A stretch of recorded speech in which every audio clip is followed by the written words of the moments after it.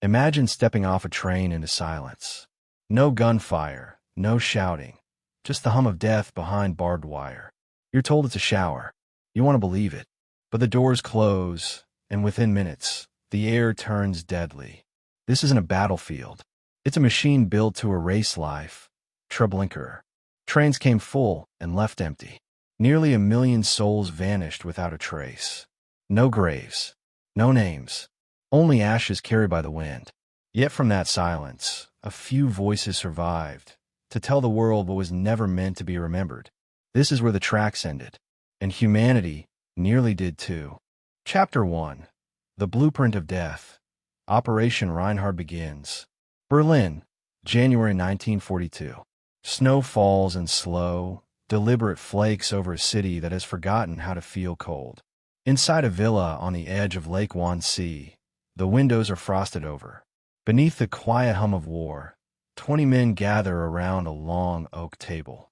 They wear uniforms, medals, and expressions of calm efficiency. Coffee cups clink. Typewriters rest on the sideboard. And outside, the frozen lake reflects the pale morning light. What happens inside that room will decide the fate of millions. The war, at this moment, is still going well for Germany. The Wehrmacht has marched deep into Soviet territory. France lies under occupation. Britain stands alone, and Hitler believes victory is inevitable. But beneath this confidence, a question has been brewing within the Nazi leadership. What to do with the millions of Jews now trapped inside their newly conquered lands? Deportation had been discussed. Mass starvation, too. But those were temporary measures, clumsy, inefficient. The men gathered here wanted something final, something that would end what they call the Jewish question forever. At precisely noon, the meeting begins. SS Obergruppenführer Reinhard Heydrich, cold, elegant, methodical, stands at the head of the table. He does not shout. He doesn't need to. His authority fills the room like the sound of approaching thunder. Before him lies a document, one that outlines a program of extermination so vast, so systematic, it will require the full machinery of the modern state to carry it out. The men speak in bureaucratic phrases: special treatment, evacuation to the east, final solution. Words that disguise murder. Words that make genocide sound like paperwork. No one objects. They debate logistics, not morality. How many can be transported per day? Which rail lines are available? How much coal will it take to keep the trains moving? They talk about human beings as if they were freight. In just 90 minutes, they finish. No speeches, no dissent, only signatures, nods, and the quiet turning of pages. When they rise from their seats, they leave behind not just empty coffee cups, but the blueprint for death itself. From that meeting, Operation Reinhard is born, named after Heydrich himself, the man whose ambition would soon become the architecture of murder. Within months, his plan will move from paper to reality. The goal: the extermination of all Jews within the general government, the Nazi-controlled territory of occupied Poland. That's over 2 million people. And for this, they will need places designed for one purpose only: killing on an industrial scale. In Lublin, a city already swollen with ghettos and labor camps, SS officers begin scouting sites. They search for locations close to railway junctions, isolated enough to hide the horror from the outside world. The first will rise near a small village called Belzec. It will look harmless, almost rural, surrounded by pine forests and quiet fields. The second, Sobibor, will follow soon after. But the third, Treblinka, will become the deadliest of them all. The machinery of genocide does not begin with gunfire. It begins with trains, schedules, and paper forms. It begins with men in tidy offices, calculating how many can fit into a boxcar, how far a corpse can be carried before decomposition sets in. It begins with clerks stamping documents, with engineers drawing blueprints, with guards being trained to kill efficiently. The brutality will come later. For now, the murder is still mathematical. In Berlin, the ministries of transport and interior collaborate with chilling precision. Every journey has a timetable. Every name is a number. Bureaucrats speak of processing capacity as if they are planning a factory expansion. The Lublin district is chosen as the operational heart because it already holds a vast infrastructure of ghettos: Warsaw, Lublin, Radom, and Krakow. Millions of people, concentrated and contained. The region becomes the testing ground for mass extermination. Behind the front lines, Reinhard Heydrich moves swiftly. He orders SS and police leaders to coordinate resettlement operations. That word, resettlement, becomes a shield, a way to mask the reality of murder. Posters go up in ghettos across Poland, promising relocation to labor camps in the east. Families are told to pack belongings, to bring food for the journey. The illusion is carefully constructed. Deception, after all, keeps order. Heydrich's deputy, Odilo Globoknik, is put in charge of Operation Reinhard. A former construction engineer, he is ruthless and obedient. He sets up headquarters in Lublin Castle, a medieval fortress that will now serve as the command center for genocide. From his office windows, he can see the city streets where Jewish families once lived. Soon, he will oversee their destruction. By early 1942, construction begins at Belzec. Prisoners from nearby ghettos are forced to build their own place of death. Wooden barracks rise quickly. Fences go up. A railway siding is laid. The first gas chambers are crude, simple rooms sealed with wooden doors, powered by an engine salvaged from a Soviet tank. It is primitive, but effective. Within days of opening, thousands are dead. The process is tested, refined, improved. Heydrich's vision is working. Word spreads quietly through the SS ranks. This is the future of the final solution. Efficiency, secrecy, total control. The killing is faster than the Einsatzgruppen, the mobile death squads that have been shooting Jews by the thousands in the East. There are no bullets wasted, no witnesses left alive. What once took hours now takes minutes. Then, in June, Heydrich is assassinated in Prague by Czech resistance fighters. His death shocks the Nazi hierarchy, but Operation Reinhard continues in his name. Heinrich Himmler, head of the SS, vows that the plan will not falter. In fact, it will expand. His order is clear. The Jewish question in the general government must be solved before the end of the year. The SS engineers now plan for 2 more extermination sites. Sobibor is completed by spring. It functions like Belzec, but with improved efficiency.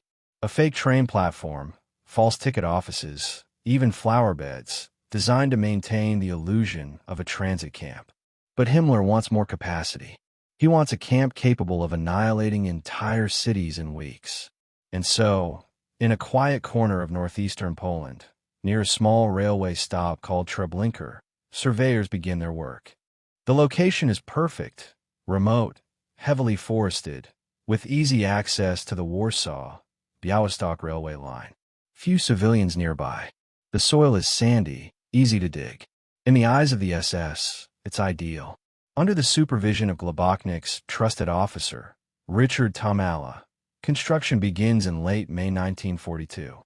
Hundreds of Jewish prisoners are brought in to build barracks, watchtowers, and fences. They do not know what they are constructing. Some believe it's a labor camp. Others hope it's temporary. None will live to see it finished. The blueprint follows Belzec's model, divided into 2 zones. The first, the reception area, includes a railway platform, undressing barracks, and administrative offices. The second, known only to the SS as the Totenlager, the death camp, holds the gas chambers and burial pits. Between them lies a narrow, fenced pathway called the tube. Once a person entered that path, they never came out. In Berlin, trains begin to be scheduled. The Reichsbahn, the German National Railway, allocates locomotives and crews for special transports. Each train carries around 50 boxcars. Each car holds over 100 people, crammed so tightly they can barely move. Air vents are sealed. There are no toilets. Journeys can last for days. Those who die en route are simply thrown aside when the train arrives. The numbers are staggering. Within months, the Nazi regime has transformed a national infrastructure into a conveyor belt of death. Engineers calculate tonnage and coal consumption to ensure punctual deliveries. Station masters mark arrivals with neat signatures. From Warsaw alone, nearly 300,000 Jews will be deported to Treblinka over the summer of 1942. The machinery hums to life. In Lublin, Globoknik staff track daily tallies. Belzec, Sobibor, Treblinka, they are not just camps, but components of a single killing network. Bodies buried, valuables collected, records destroyed. Every death recorded only as a statistic, every statistic filed under special action. The language is precise, cold, sanitized. Bureaucracy becomes a mask for horror. Meanwhile, in the ghettos, rumors begin to spread. Trains leave, but no letters come back. The supposed resettlements seem to lead nowhere. Some whisper of smoke rising from distant forests, of a stench that clings to the air for miles. Few believe it at first. The truth is too monstrous to imagine. Even for those who sense what's happening, there is nowhere to run. The walls of occupation are too tight, the machinery too vast. Within Nazi headquarters, Operation Reinhard is declared a success. By late 1942, the extermination network is fully operational. Over 1.5 million Jews have already been murdered. The SS celebrate their efficiency. Medals are awarded. Promotions handed out. The killing centers are expanding. The paperwork flows smoothly. And yet, beneath this cold precision, there's a growing unease. The bodies are piling faster than they can be buried. The stench is overwhelming. Flies swarm by the millions. Even the perpetrators, hardened as they are, complain about the smell, the disease, the endless work. But there is no turning back now. The system is too large, too invested, too dependent on its own success. Treblinka is nearing completion. Soon, it will take over as the crown jewel of Operation Reinhard, the most lethal of all Nazi extermination sites. In Lublin, Globoknik stands over his maps, tracing train routes with a gloved finger. Each line represents a transport. Each transport, thousands of lives. He sends a message to Himmler. Construction proceeding according to plan. Capacity expected to exceed expectations. Himmler replies with one word: good. Meanwhile, in the fields outside the village of Treblinka, the final structures rise. Wooden fences topped with barbed wire glint under the sun. The gas chambers, disguised as shower rooms, stand silent, waiting. Guards test their rifles. Dogs bark behind the fences. A strange quiet fills the forest, as if the earth itself senses what's coming. No one outside the Nazi hierarchy truly knows what Treblinka is yet. The locals see the trains arriving, hear the distant rumble, but say nothing. Fear keeps them silent. The camp isn't even fully operational, and already the first trains are on their way. Soon, those trains will come day after day. From Warsaw, Białystok, Radom, and beyond. They will arrive at Treblinka packed with men, women, and children, each one carrying a suitcase, a photograph, a sliver of hope. They will step onto the platform, believing they're going east to work. They will never know they've reached the end of the line. The machine is built. The orders are given. The tracks are ready. And in the quiet summer of 1942, as birds sing above the Polish countryside, the most efficient killing center in human history prepares to open its gates. What began in a polished Berlin villa, over coffee, cigars, and casual conversation, will soon erupt into a silence so absolute, it will take decades for the world to find words for it. Treblinka is coming, and the trains are already on the move. Chapter 2, Building Treblinka, a camp born in secrecy. The forest outside the small Polish village of Treblinka was quiet in the spring of 1942. Birds sang above the pines. Farmers worked the fields as they had for generations. And yet, in that same stillness, a new sound began to echo. Engines growling, shovels striking dirt, the clatter of hammers against timber. The German trucks came without warning, kicking up dust along the narrow roads. Soldiers stepped out, barking orders in clipped tones. Within days, the landscape was unrecognizable. The locals who passed by whispered among themselves, wondering what was being built so deep in the woods. None of them knew that they were watching the birth of a place designed for annihilation. The construction of Treblinka was not marked on any official map. No press release, no announcement, no record in the newspapers. It existed in the shadows, authorized at the highest levels of the SS, but hidden behind layers of secrecy and euphemism. To the German bureaucracy, it was merely a transit camp. To the few who worked on it, it was simply another job. But in truth, it was the third and deadliest phase of Operation Reinhard, the culmination of every lesson learned from Belzec and Sobibor. This time, the Nazis intended to create a killing factory that could swallow entire cities in weeks, erase them in silence, and leave nothing behind but ash. The site was chosen with care. It sat near the Warsaw-Białystok railway line, connected to the village station but hidden behind dense woods. The soil was sandy and dry, easy to dig for mass graves. The terrain rolled gently, concealing the area from the main road. From above, it looked ordinary: fields, trees, and a small clearing near the tracks. That was the point. Treblinka was not meant to be seen. It was meant to disappear. The man tasked with turning this patch of land into a death camp was SS officer Richard Tamala, a construction engineer who had overseen Belzec. Under him worked a mix of German supervisors, Ukrainian Traniki guards, and a few hundred Jewish laborers brought from nearby ghettos. The workers had no idea what they were building. They were told it was a labor camp, or perhaps a transit depot for resettlement. They worked under armed guard, digging trenches, erecting fences, hammering planks in a barracks. The sound of saws and drills carried through the forest like the heartbeat of something unnatural. By June, the skeleton of the camp began to take shape. Wooden posts rose from the ground, soon wrapped in barbed wire. Watchtowers were built at the corners, their silhouettes sharp against the sky. A railway spur extended into the camp, splitting off from the main line. Every element was designed with purpose. The Nazis had learned efficiency from their previous camps. At Treblinka, there would be no unnecessary movement, no wasted time, no delay between arrival and death.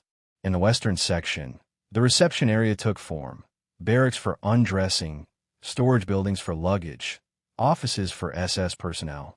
Beyond a tall fence, hidden by trees and camouflage netting, lay the killing area. It would contain gas chambers disguised as showers, burial pits the size of swimming pools, and open fields where the dead would be burned. Between these two zones stretched a narrow, fenced corridor known as the tube. It would serve as a one-way passage from life to death. Once someone entered it, they would never return. The design was brutal in its simplicity. Victims would arrive by train, be ordered to undress under the guise of disinfection, and then be marched through the tube to the gas chambers. Within minutes, they would be dead. Bodies would be buried or burned. The next transport would follow. It was a cycle without pause, a mechanical rhythm of destruction. The SS commandant chosen to oversee this system was Irmfried Eberl, a young Austrian doctor and a veteran of the T4 euthanasia program, the Nazi campaign that had secretly murdered the disabled, mentally ill, and infirm across Germany. He knew how to kill efficiently, how to conceal evidence, how to speak the language of bureaucracy while serving death. To his superiors, Eberl's medical background made him ideal for the task. He was not a soldier. He was an administrator of death. Eberl arrived in late June, his uniform pressed, his voice quiet but cold. He inspected the site and immediately pushed for expansion. Larger gas chambers, more barracks, more trains. His ambition was not hidden. He wanted Treblinka to outdo Belzec and Sobibor in scale and speed. To him, efficiency was success. The workers, starved and beaten, labored day and night. Some collapsed from exhaustion. Others were shot for slowing down. Each grave they dug, each wall they built, would soon serve a purpose beyond their understanding. By mid-July, the camp's camouflage began. The SS ordered trees to be cut down and replanted around the perimeter, creating a dense natural barrier. Inside, fake signs were erected: transit camp, disinfection area, bath, and inhalation. Flower beds were arranged neatly along the paths. Even a fake clock was mounted on a wooden station building, though it never worked. The illusion was critical. The victims had to believe they were being moved east for work. Deception kept order. Panic would slow down the process. The surrounding villagers began to notice strange activity. German trucks came and went at odd hours. Soldiers patrolled the area with dogs. Occasionally, gunshots echoed through the trees. Farmers were warned not to approach. Some obeyed out of fear. Others pretended not to see. The forest, once alive with birdsong, grew quiet, as if it too understood what was coming. In Lublin, SS Commander Odilo Globoknik received progress reports from Tomala and Eberl. Construction proceeding satisfactorily, they read. Gas installations nearly complete. Himmler, ever impatient, pressed for results. The summer of 1942 was the climax of the Warsaw deportations, and Treblinka was expected to receive its first transports within weeks. Globoknik demanded speed. Delays were unacceptable. He visited the site himself in early July, walking the grounds in silence, his boots crunching over sand. He nodded once, satisfied, then returned to Lublin. The camp, though unfinished, was ready to kill. The first test began quietly. A truck engine was rigged to feed exhaust into a sealed chamber. Prisoners were locked inside to measure the time it took for them to die. The process was crude but effective. The SS took notes: how long the victim survived, how much fuel was used, how quickly the room could be cleared. These were data points in a system of death. Eberl was pleased. "We can process thousands per day," he boasted. The word process replaced kill. It made it sound efficient, almost clinical. As the final touches were made, the Jewish laborers who had built the camp began to vanish. The guards told them they were being transferred elsewhere, but no one returned. They were led through the same gates they had built, down the same path they had cleared. The construction was over, and the builders were no longer needed. Their graves lay beneath the foundations they had laid. By the end of July, the camp stood complete. Barbed wire gleamed under the summer sun. The railway siding waited in silence. The gas chambers, disguised as bathhouses, stood ready. Dogs barked from their kennels, sensing tension in the air. The SS officers inspected every detail: the fences, the locks, the camouflage nets, ensuring that no one could see what lay within. Treblinka was not a camp meant for living. It was an assembly line designed to erase. The first official transport arrived on July 23, 1942, from the Warsaw Ghetto. The train cars rattled into the siding, brakes screeching. Over 6,000 people had been packed inside for 2 days with little water, little air. When the doors slid open, a wave of heat and stench poured out. The people stumbled out, gasping for breath, eyes wide with confusion. SS men shouted orders. Dogs snarled. Guards whipped those who hesitated. Eberl watched from a distance, clipboard in hand, taking notes. The deception began immediately. Loudspeakers blared instructions. Men on one side, women and children on the other.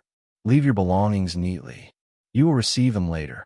The victims obeyed, some weeping quietly, others clutching their children. They wanted to believe the lie. It was easier than facing the truth. The undressing barracks filled with whispers and prayers. Then the march through the tube began. Within the hour, the entire transport was dead. Eberl reported success to his superiors, but the machinery was already faltering. The trains kept coming, faster than the camp could handle. Bodies piled up in the open air.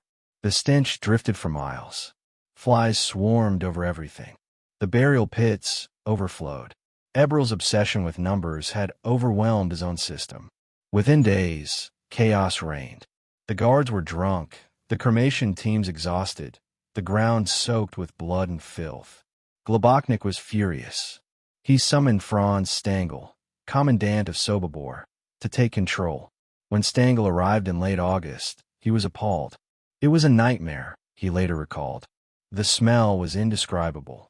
He found thousands of corpses lying unburied, trains waiting outside the camp for days, SS men screaming and shooting aimlessly. Under Eberl's reckless management, Treblinka had become not just a death camp, but a vision of hell itself. Eberl was dismissed immediately. Stengel took command, bringing discipline and order. His experience from the euthanasia program had taught him how to run killing efficiently, cleanly, without chaos. The camp was reorganized like a factory floor. Paths were cleared, barracks repaired, burial pits expanded. The gas chambers were upgraded. Larger rooms, concrete walls, stronger engines. Each chamber could now hold hundreds at once. Stengel insisted on punctuality, precision, and silence. The killing would continue, but it would be orderly. By September, Treblinka was functioning smoothly again. Trains arrived, unloaded, and departed within hours. The victims moved from arrival to death in less than 30 minutes. Bodies were buried in mass graves, layer upon layer, until the ground bulged. The efficiency was terrifying. Stengel later described his work as a technical task. He convinced himself he was not killing people. He was maintaining order. That lie allowed him to sleep at night. As autumn fell, the nearby villagers began to notice the smell. It seeped into the air, clung to their clothes, settled on their food. At night, the forest glowed faintly with the reflection of fires. They knew something terrible was happening, but the fear of German reprisal silenced them. They kept their eyes down, their mouths shut, and hoped the war would pass them by. Inside the camp, the prisoners who worked as forced laborers began to piece together the truth. They sorted clothes, shaved heads, removed gold teeth. They were forced to sing while working to drown out the screams. Some began to whisper plans of escape, though none yet dared to act. Treblinka was surrounded by fences, mines, and death. Still, the idea of rebellion flickered like a hidden flame among them. A tiny act of defiance in a place built to extinguish hope. By the end of 1942, Treblinka had killed hundreds of thousands. The camp ran with the cold precision of an assembly line. The SS sent regular updates to Berlin, reporting numbers with pride. But within the silence of those reports, the human stories vanished. The children clinging to their mothers, the old men praying under their breath, the brief moments of kindness among the condemned. History would have lost them forever, if not for the few who somehow survived. Treblinka stood, at that moment, as the perfect machine of murder. Concealed by forests, powered by lies, it was the Nazi dream made real. Death made efficient, invisible, and absolute. Yet within its fences, something was beginning to change.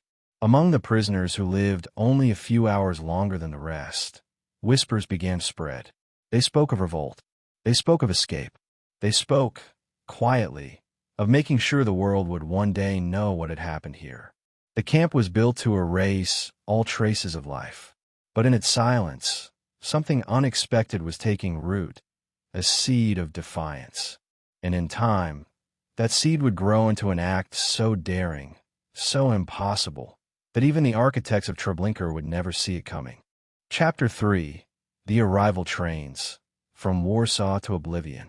It began with the sound of steel, the shriek of brakes cutting through the Polish air, the rhythmic clang of wheels rolling on tracks that never seemed to end. Every day, the railway lines to Treblinka groaned beneath the weight of death.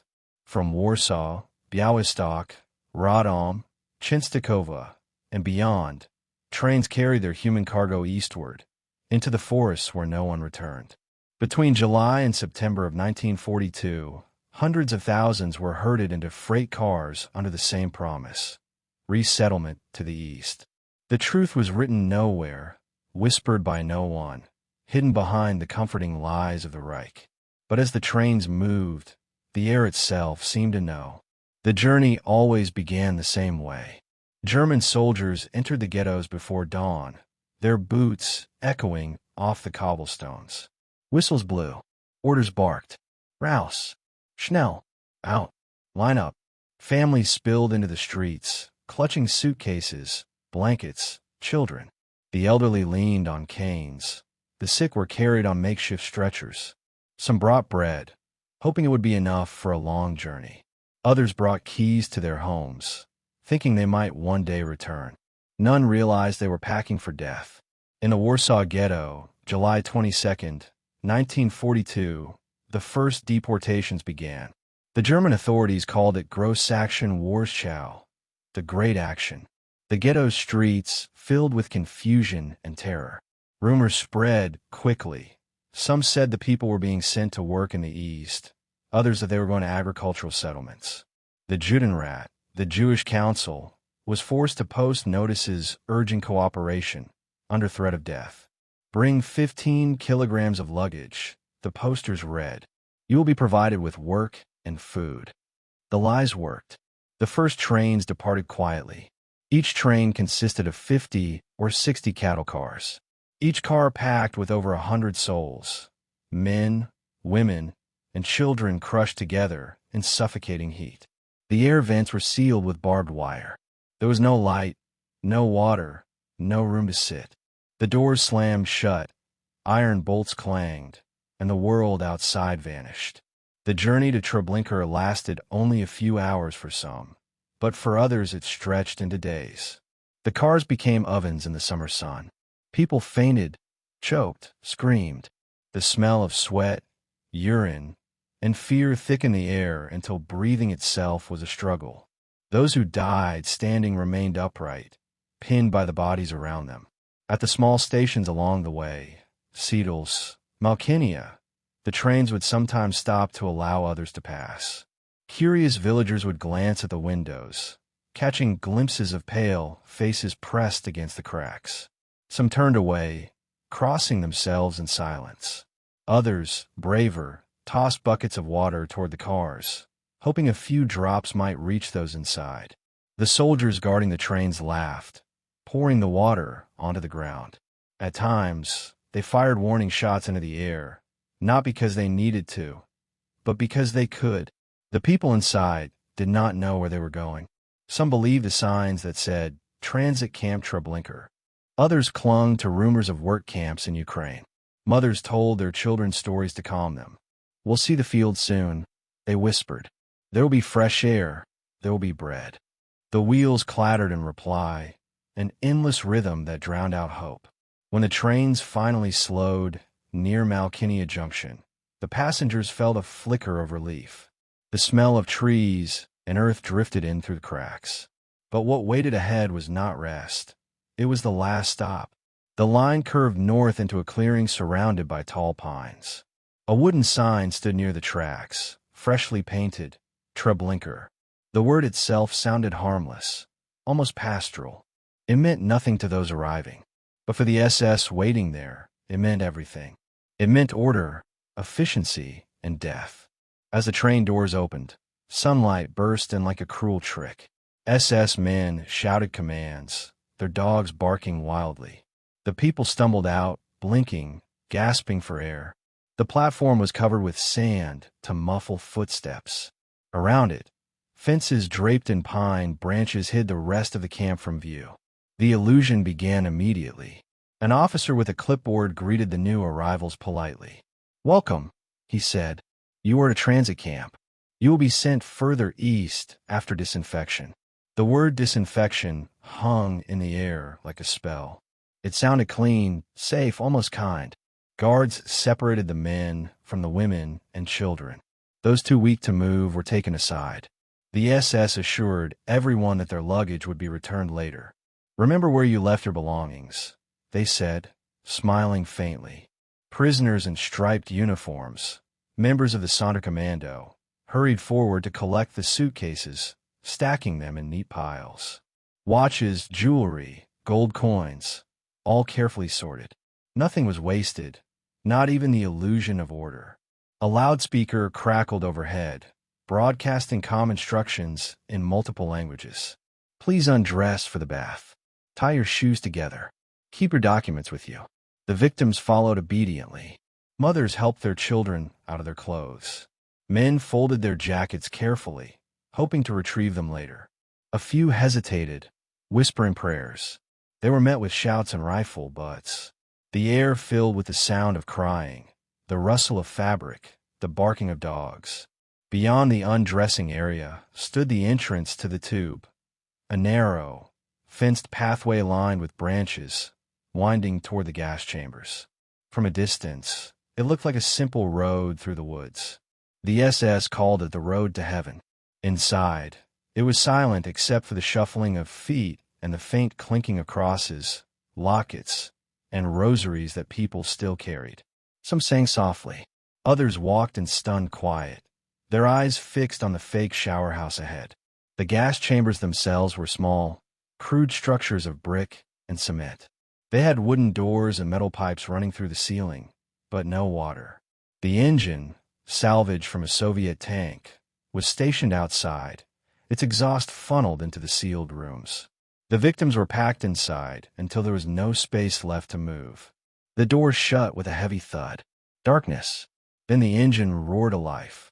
Within minutes, the screams began. The sound was muffled, distant, mechanical. It was over quickly. Outside, the SS and Ukrainian guards smoked cigarettes, laughing, telling jokes. The air reeked of exhaust, sweat, and burning rubber. When the noise stopped, prisoners from the Sonderkommando opened the doors. The bodies were tangled together, mouths open, eyes wide.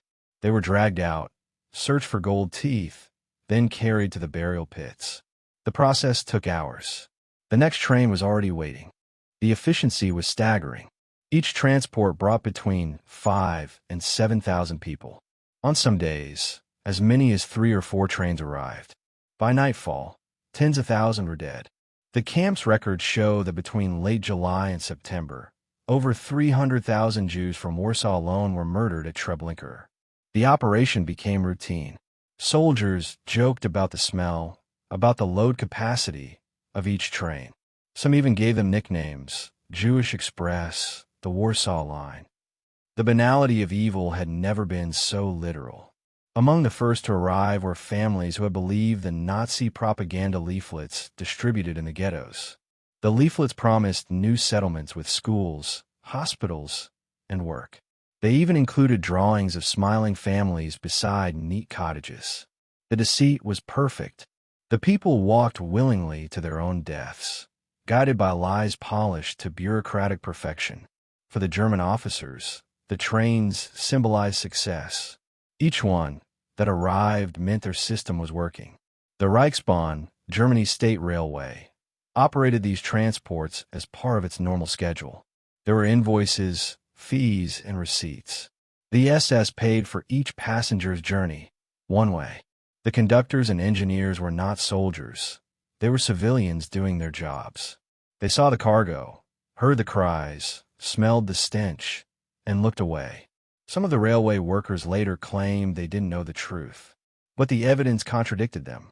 The odor of death carried for miles. The ash fell on nearby villages like gray snow. And yet, the trains kept coming. From Warsaw alone, nearly 5,000 people a day were loaded onto them. By the time the operation ended, only a handful had escaped along the way. One such escapee was a young man named Small, who managed to pry open the door of a cattle car with a piece of wire and leap into the forest as the train slowed near a curve.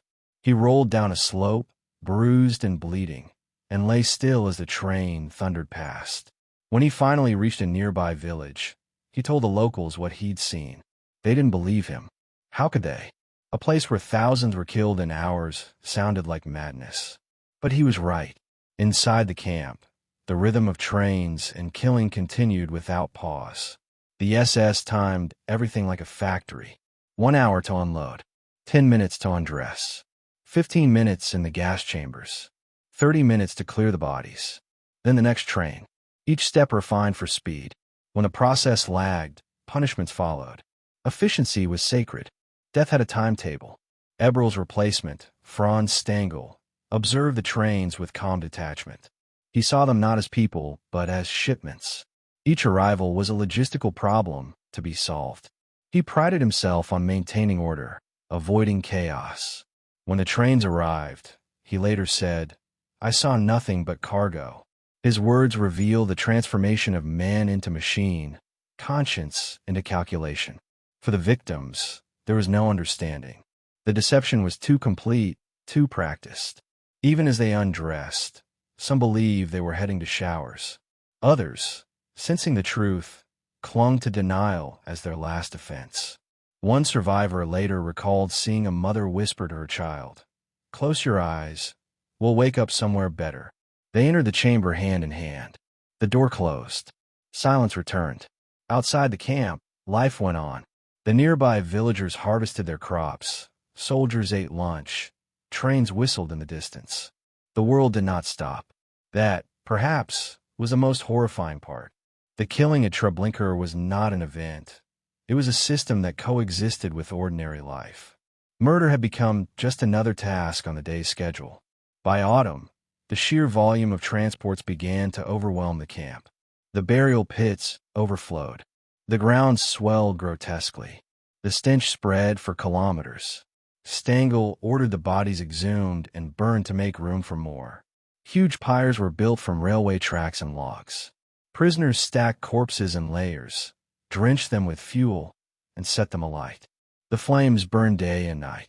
The smoke could be seen for miles away. Yet still, the trains kept arriving. The deportations from Warsaw finally ceased in September, after nearly 300,000 had vanished. But the line to Treblinka never rested. Transports came from across occupied Europe: Czechoslovakia, Austria, Greece, Macedonia. Each one added to the mountain of ash that grew beneath the Polish pines.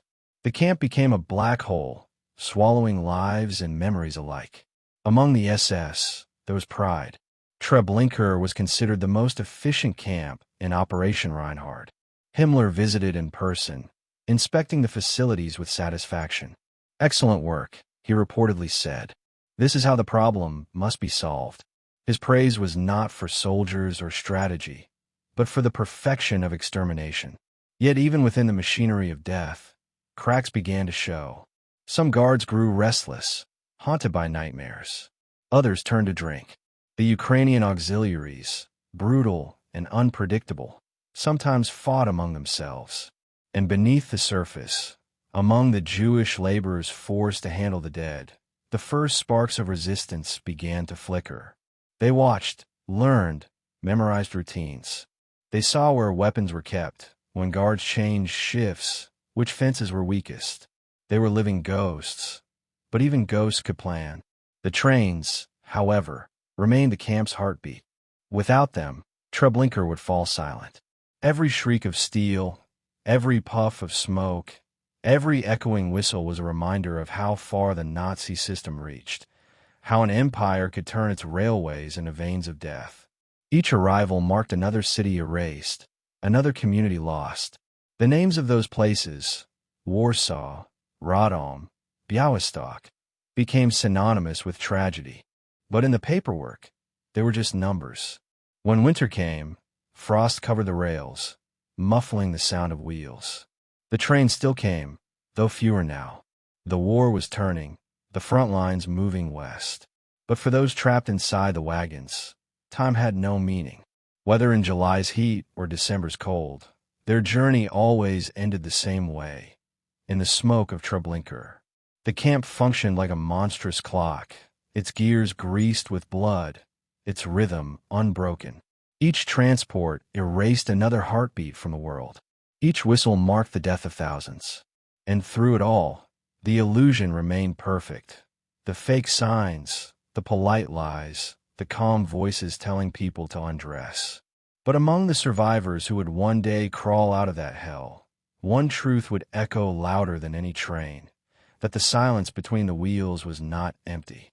It was filled with the final breaths of the forgotten. It was the sound of a world collapsing in on itself. And as the last of the Warsaw transports vanished into smoke, the SS turned their gaze to the next phase, to make Treblinka even more efficient, more invisible, and more absolute. The trains had done their work. Now the camp would learn to burn its own secrets. And with that, the forest around Treblinka prepared to swallow its dead in fire. Chapter 4. The Process of Murder. Industrialized Killing. The smoke never left the sky above Treblinka. It drifted over the pine forest like a shroud, thick and gray, clinging to the air even on windless days. The villagers miles away could smell it, a sour mixture of fuel, rot, and burning flesh. To those inside the camp, that smell was life itself, a sign that the system was working, that the machinery of murder had not stalled. Treblinka was more than a camp. It was a factory built for death, a place where human beings were turned into numbers, and numbers into ash. It was the perfect embodiment of the Nazi vision. Industrial killing, efficient, silent, and absolute. Each morning began the same way. Before dawn, the Ukrainian guards marched into the yard, rifles slung over their shoulders, dogs straining on their leashes. The SS men emerged from their barracks, some still yawning, coffee cups in hand. They looked more like clerks than executioners. A whistle blew. The day began. By the time the sun cleared the treetops, the first train of the day could already be heard in the distance. The rhythmic clatter of wheels on steel signaled another transport, another city emptied, another 1,000 souls delivered to the gate. The train would stop just outside the camp's wooden fence. SS officers checked the manifests, confirmed the number of cars, and gave the order to open the doors. The guards shouted, dogs barked, people stumbled out into the blinding light. Many fell to their knees, gasping for air after hours or days in the sealed wagons. Others clutched suitcases or held on to loved ones, trying to make sense of the chaos. The air filled with confusion and fear, but the process allowed no pause. It moved with mechanical precision, step by step, every motion timed, every detail rehearsed. Men were separated from women and children. The elderly and the sick were pulled aside immediately, told they would receive special medical treatment. They were taken behind a fence and shot within minutes. The rest were herded into lines by Ukrainian guards, who beat them with rifle butts if they hesitated. Loudspeakers blared instructions in German and Polish. Leave your belongings. Tie your shoes together. You will receive them later. A camp orchestra, composed of Jewish prisoners, played cheerful marches near the platform. The music covered the screams, masking the terror with rhythm. The people were led into the undressing yard, a fenced-off area covered with sand to absorb blood and waste. Signs in multiple languages hung above the barracks. Bath and inhalation. Disinfection area. Work makes freedom. The lies were crafted with precision. The Nazis had learned from earlier camps that panic slowed down the process. Calmness meant efficiency. So everything at Treblinka was designed to look temporary, routine, even sanitary. Guards smiled. Orders were spoken politely. Quickly, please. You will be given soup afterward. Inside the undressing barracks, men removed their clothes under the watchful eyes of SS officers.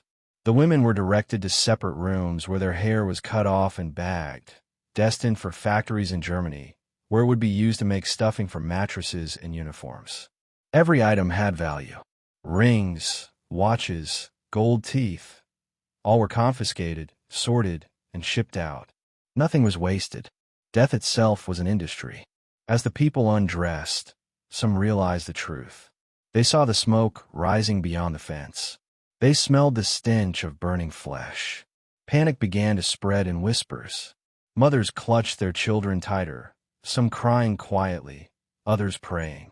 But the guards were trained for this. They beat those who resisted, fired warning shots into the air, unleashed dogs on anyone who tried to flee. Within minutes, order was restored. The illusion of control was essential. The SS did not want chaos. They wanted precision. Once undressed, the victims were herded through the tube, the narrow fenced corridor that led from the reception area to the gas chambers. The path curved deliberately, so the destination could not be seen. Pine branches lined the fence, giving it the look of a harmless garden path. The SS called it the Himmelstrasse, the road to heaven. Prisoners from the Sonderkommando, those forced to work under threat of death, lined the path, urging people forward, whispering lies they were told to repeat. It will be over soon, they said. It's only a shower. They said it not because they believed it, but because if they didn't, they would be killed themselves. At the end of the path stood the gas chambers. Small, windowless buildings of brick and concrete, each with thick wooden doors and metal pipes running through the ceiling. Signs read showers. Buckets of disinfectant were placed outside for decoration. The doors were opened wide as the victims entered, ordered to stand close together to fit more inside. Mothers lifted their children onto their shoulders. The floor was cold, the air heavy. Some whispered final prayers. Others screamed names, hoping to hear familiar voices in the crowd. Then the doors slammed shut. Outside, an SS officer gave a signal. A Ukrainian mechanic started the engine of a tank parked nearby. Its exhaust pipe connected to the chamber through a long hose. The engine roared to life, and within moments, the poisonous carbon monoxide filled the room. At first, there were cries, pounding on the doors, a desperate struggle for air. Then silence. The process took about 20 minutes. The officer checked his watch, then signaled to stop the engine. The doors were opened. The bodies inside stood upright, packed so tightly they could not fall. The stench that poured out was unbearable. But the work was not done. Jewish prisoners from the Sonderkommando were ordered to enter the chambers and remove the bodies. They worked in teams, dragging corpses by the arms and legs, searching mouths for gold teeth, cutting off hair that had been missed earlier. They worked quickly, mechanically, numb to what they were doing. They had no choice. If they slowed down, they would be beaten or shot. Their hands blistered. Their clothes were soaked in blood. The ground beneath them was slippery with fat. They were given only a few days to live before being replaced by new workers. Each group killed once it had served its purpose. The bodies were piled onto carts and rolled to the mass graves. Huge pits dug by excavators, sometimes as large as swimming pools. Layers of bodies were stacked one atop another, sprinkled with lime to speed decomposition. The heat of the summer made the stench unbearable. Flies swarmed in thick clouds. Even the SS men wore scarves soaked in disinfectant around their faces. Dogs dug at the edges of the pits, attracted by the smell. The earth itself seemed to groan under the weight of the dead. At first, the corpses were buried, but as the number of victims grew, the ground could no longer hold them. The soil swelled, and fluids seeped to the surface. The odor spread for miles. Villagers complained. Himmler himself, during a visit, was reportedly disturbed by the sight. His order was immediate. Bodies must be exhumed and burned. The SS turned to a Jewish prisoner named Herbert Floss, who had experience in cremation from other camps. Under his direction, enormous pyres were constructed from railway tracks laid across concrete blocks, forming grids. Corpses were stacked in layers, alternating with wood. Gasoline was poured over them. When lit, the flames reached meters into the sky, turning night into day. The burning became constant. Day and night, the fires consumed tens of thousands of bodies. The smoke was so thick it darkened the sun. Ash drifted down like snow, coating the camp, the trees, even the guards' uniforms. The smell penetrated everything: food, clothes, skin. It never left. Prisoners who worked at the cremation sites said they could no longer distinguish between the living and the dead. Everything felt the same. They shoveled ash, crushed bones, sifted gold from the remains. Every trace of humanity was reduced to residue. And yet, for the SS, this was progress. Treblinka was now functioning with full efficiency. The commandant, Franz Stangl, ran it like a production line. He scheduled trains, calculated throughput, tracked numbers. His reports to Lublin were filled with figures. So many transports processed, so many valuables recovered, so many kilograms of gold delivered. To him, it was data, not death. He walked through the camp in his white uniform, calm, detached, never raising his voice. "I never saw people," he would later say. "I saw cargo." The Ukrainian guards competed for brutality. They beat prisoners for sport, shot them for amusement. One guard, Ivan Marchenko, known to survivors as Ivan the Terrible, took pleasure in tormenting victims at the gas chamber doors, slashing them with his sword before pushing them inside. Others forced prisoners to perform songs or dances as they worked. The cruelty was not born of necessity. It was entertainment. The violence became a ritual, a way to make the unthinkable feel normal. Every detail of the killing process was documented. The Germans took pride in their precision. They measured the efficiency of each gas chamber, the amount of fuel consumed per batch, the time required to clear the pits. The extermination was not chaotic. It was methodical.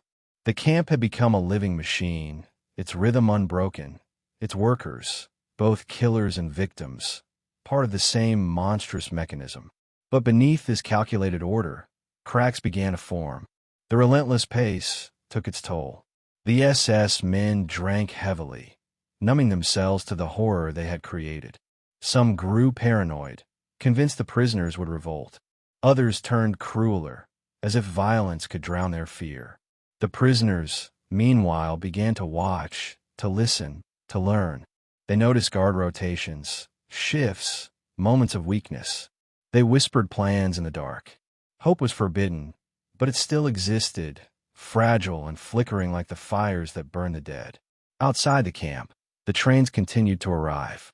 Warsaw, Lublin, Radom, each ghetto emptied, each community erased. By late 1942, Treblinka was killing more people per day than Auschwitz. Estimates vary, but at its peak, up to 12,000 a day were murdered here. The numbers are almost impossible to comprehend, and perhaps that was the point. The Nazis wanted the killing to exceed imagination, to exist beyond the limits of what the mind could hold.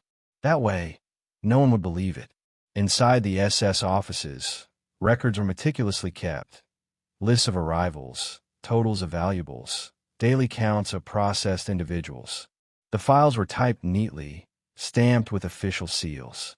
Bureaucracy disguised horror. In those ledgers, human life was reduced to arithmetic. When Himmler visited the camp again in early 1943, he congratulated Stengel and his men. "You have done your duty," he said. "Germany thanks you." He ordered the operation to continue at full capacity.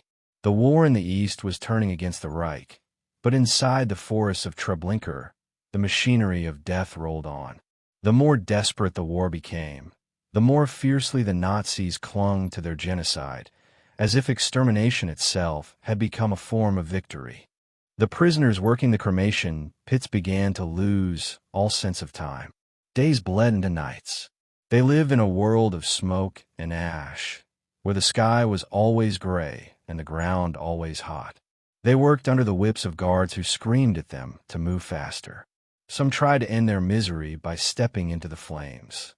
Others clung to fragments of humanity, songs, prayers, whispered memories of home. These small acts, invisible to the guards, were their rebellion. To remember, in a place built to erase, was itself defiance. By spring of 1943, the ground around Treblinka had changed.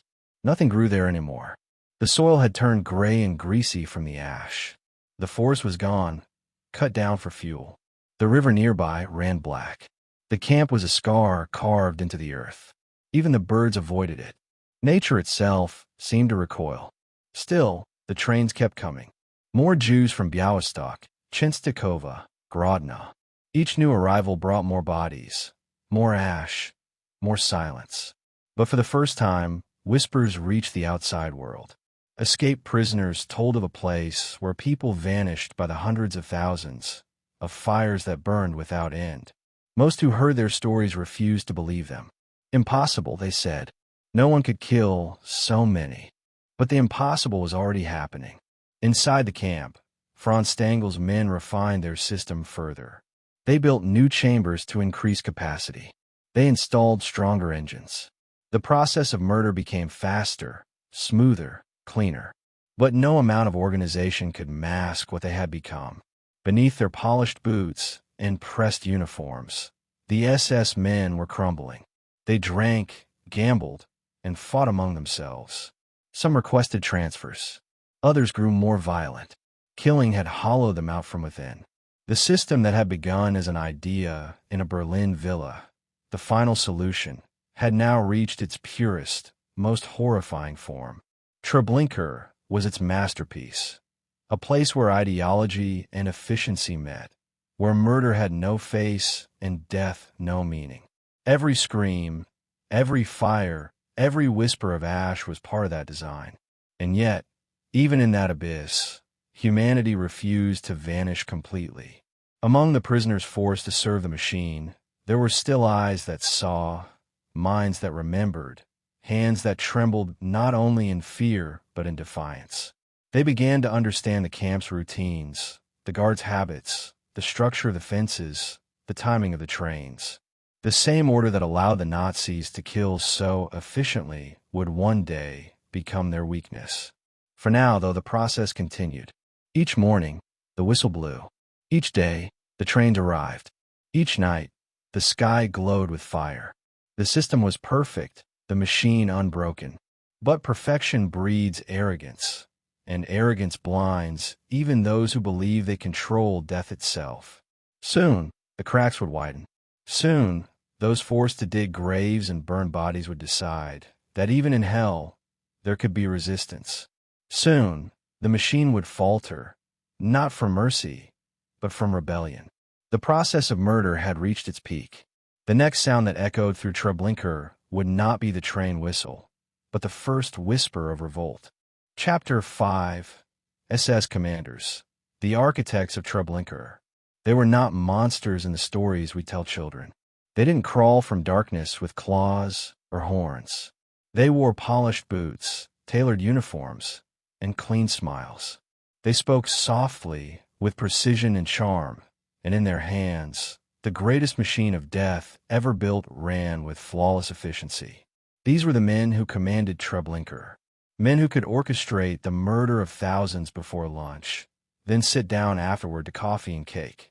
The world would come to call them architects of genocide, but at the time, they saw themselves simply as professionals, efficient servants of duty.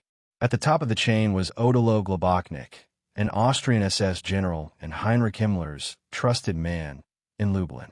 He was the mastermind behind Operation Reinhard, the extermination of Poland's Jews. Globoknik was ambitious, corrupt, and ruthless. He had once been disgraced for embezzlement, but Himmler valued his loyalty and ability to get results. In Globoknik's office, genocide was not discussed with passion or hatred. It was discussed with paperwork. He spoke in numbers, budgets, timetables, construction progress. To him, murder was an administrative task. Treblinka, Sobibor, and Belzec were not crimes. They were projects. His letters to Berlin were full of bureaucratic language. The facilities are operating at full capacity, he wrote. The liquidation of the Jewish population is proceeding according to plan. That was the language of a man who no longer saw people, only quotas. Under him was Christian Worth, one of the earliest participants in the Nazi euthanasia program, known as T4. Worth was cruel, methodical, and fanatically loyal. He had supervised the gassing of the mentally ill in Germany, where carbon monoxide was first used as a weapon. When Operation Reinhard began, Worth brought his experience with him. He trained the SS in how to kill efficiently, how to conceal the evidence, and how to maintain control. He visited each camp, Belzec, Sobibor, Treblinka, giving advice on construction and processing. Survivors would later remember him as a man who carried a whip and used it often. He believed fear was the key to order. His subordinates called him the wild Christian. To him, compassion was weakness, and hesitation was betrayal. But it was Treblinka's commandants who would give shape to his methods. The first was Dr. Irmfried Eberl, a physician from Austria. He was young, ambitious, and eager to prove himself to his superiors. Before Treblinka, he had worked in the T4 euthanasia program, overseeing institutions where gas chambers were used to murder the disabled. When he arrived at Treblinka in the summer of 1942, he saw an opportunity. His orders were clear: make Treblinka the largest extermination center in Poland. Eberl's medical background gave him an illusion of control, as though mass murder was a clinical procedure, a public health solution. He rarely dirted his hands. His weapon was organization. Under Eberl's command, the killing began before the camp was even finished. Trains from Warsaw arrived daily, each carrying thousands. The gas chambers, small and poorly built, couldn't handle the volume. Corpses piled up faster than they could be buried. The stench became unbearable. Even the guards began to complain. Bodies lay in heaps along the tracks, half buried in sand, swarmed by flies. Locals miles away could smell the rot. The camp descended into chaos. Eberl kept pushing for more trains, desperate to impress his superiors with numbers. To him, more arrivals meant success. But what he called efficiency looked more like madness. The SS at Lublin were appalled. Globoknik himself came to inspect the camp. What he found shocked even him. He saw piles of decomposing corpses, overflowing graves, and a camp so disorganized that trains had to wait days to unload. Eberl had turned Treblinka into a nightmare beyond control. He was dismissed almost immediately. The official reason was incompetence. Unofficially, it was because his chaos risked exposing the secret of Operation Reinhard. Himmler could not afford disorder in his masterpiece of death. Eberl returned to Germany, humiliated, and later took his own life as the Reich collapsed. His replacement would be the man who brought order to hell, Franz Stangl. Franz Stangl was the perfect Nazi officer. Calm, elegant, and disciplined. He wore spotless white uniforms, carried himself like a gentleman, and spoke with quiet confidence. But beneath that composure lay something colder than hatred, detachment. Stangl saw himself as a technician, a man maintaining order, not creating death. When he arrived at Treblinka in late August 1942, the camp was drowning in corpses. He described his first impression years later. It was a nightmare. The smell, I will never forget it. The sight was beyond comprehension. Tens of thousands of bodies rotting under the sun, the air thick with flies, guards drunk and laughing amid the carnage. Stangl took control immediately. His first act was to restore discipline. He ordered the bodies buried properly, the camp cleaned, the fences repaired. He organized the work details with military precision. The trains were rescheduled, the process streamlined. Within weeks, the chaos was gone. The killing resumed, faster and more efficient than ever before. Stangl rarely shouted. He didn't need to. His calm presence carried authority. Prisoners remembered him walking through the camp in his pristine uniform, his silver pistol gleaming in the sun, his voice measured and emotionless. Everything must be clean, he told his men. Clean and orderly. Clean, his favorite word. To him, killing was not murder. It was hygiene. Stangl delegated most of the violence to his subordinates. He preferred distance. He never personally killed anyone, at least not with his hands. He oversaw schedules, maintenance, logistics. He walked through the camp with the detachment of a factory manager inspecting production. When questioned years later, he said, "My conscience was clear. My job was to keep the camp running efficiently." In his mind, he wasn't killing people. He was maintaining order. That illusion protected him from guilt. It allowed him to live comfortably with the screams echoing beyond his office walls. His deputy, Kurt Franz, did not share that calm. Franz was young, brutal, and sadistic. He had served under Wirth in the euthanasia program and carried his cruelty to Treblinka with enthusiasm. Prisoners called him Lauka, the doll, because of his boyish face. He kept a dog named Barry, trained to attack on command, and often used it to tear prisoners apart for sport. He was known to walk among the inmates, whip in hand, smiling as he beat them to death. He made photo albums of the camp, decorating them with pictures of corpses and cheerful captions. He sang songs while supervising executions. To him, killing was entertainment. Franz's presence instilled constant terror. He enjoyed psychological games. Sometimes he would pretend kindness, giving prisoners extra food or promising safety, only to kill them moments later. His mood shifted without warning. The prisoners learned to read his face as one reads the sky before a storm. When he was in good spirits, they might survive the day. When he wasn't, blood would flow. Under his command, Treblinka became both orderly and monstrous. Precise death carried out with personal cruelty. The SS at Treblinka lived comfortably. They had houses, gardens, even musical instruments. They drank, played cards, and joked among themselves. They hosted parties in the evenings, their laughter drifting over the camp while the cremation pits burned in the distance. Some brought women from nearby villages. Others wrote letters home to their wives, describing the good work they were doing. They saw themselves as soldiers on the front line of a great historical mission. Himmler often told his men that what they did was necessary for the survival of Germany. "You must be hard," he said. "You are performing a duty few could bear." They believed him. In their minds, they were patriots. But not all SS at Treblinka were the same. Some drank heavily to dull their senses. Others went mad. A few, unable to bear the smell or the screams, requested transfers. Those who stayed learned to adapt. They stopped seeing faces, stopped hearing voices. They learned to call the victims pieces or cargo. The language stripped away humanity, making it easier to kill. The longer they stayed, the more mechanical they became. The line between man and machine blurred until it disappeared entirely.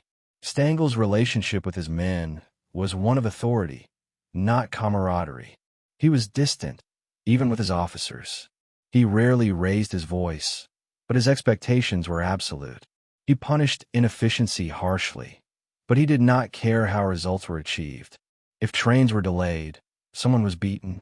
If the gas chambers malfunctioned, prisoners were executed as punishment. The machine of death could never stop. Not for rain, not for illness, not for conscience. The command structure of Treblinka extended downward into layers of cruelty. Below the SS were the Ukrainian Troniki Guards, former Soviet prisoners of war trained by the Germans. They were infamous for their brutality, often more violent than their German overseers. They drank, gambled, and abused prisoners daily. Many survivors later said the Ukrainians were the true tormentors, the hands that carried out the SS orders with gleeful savagery. They patrolled the fences, beat the prisoners, and drove victims into the gas chambers with whips and bayonets. Their laughter echoed through the camp like a nightmare refrain. Despite their differences, the SS and their Ukrainian auxiliaries shared one goal: to keep the machine running. Each man played his part. Each cog turned in the same direction. They operated with precision and routine, their cruelty hidden behind discipline. Murder became a schedule, and everyone learned to follow it. Even within this hierarchy of horror, competition existed. Officers compared numbers, how many transports they processed, how fast they could clear a train. Success meant praise, medals, promotions. Failure meant shame, or worse, reassignment. Treblinka's efficiency became a matter of pride. Globoknik praised Stengel for achieving order and optimizing throughput. Himmler sent congratulations from Berlin. The camp had become the model for industrial extermination. And yet, within the SS, unease grew. The endless killing wore on their nerves. Some turned to cruelty to cope, others to alcohol. The boredom of routine mingled with the horror of what they were doing. The human mind was not built to endure such contradiction. They were both gods and prisoners of their own creation. Stengel, though outwardly calm, began to sense the weight of what he had built. He once admitted that he avoided looking directly at the victims. "I did not see them as people," he said. "If I had, I could not have done my job." That sentence, cold and hollow, revealed the truth of Treblinka's leadership. It was not driven by hatred alone. It was driven by obedience, ambition, and the terrifying ability to stop seeing other human beings. As months passed, the commandants refined their methods. The gas chambers were rebuilt with brick walls and stronger engines, capable of killing thousands at once. The burial pits were replaced by cremation pyres. The tube was widened for faster movement. Everything improved, if murder can ever be called improvement. Treblinka became a monument to efficiency. The SS commandants took pride in their work, but they also knew it could not last. They sensed the war turning. The Eastern Front was collapsing. The Soviet armies were advancing westward. Soon witnesses might come. Himmler began ordering the destruction of evidence. Bodies burned, documents destroyed, survivors killed. For Stengel and his men, this was the beginning of the end. But in those final months, their precision did not falter. The killing continued until there was almost no one left to kill. When the revolt broke out in August 1943, it took them by surprise. Flames consumed the camp.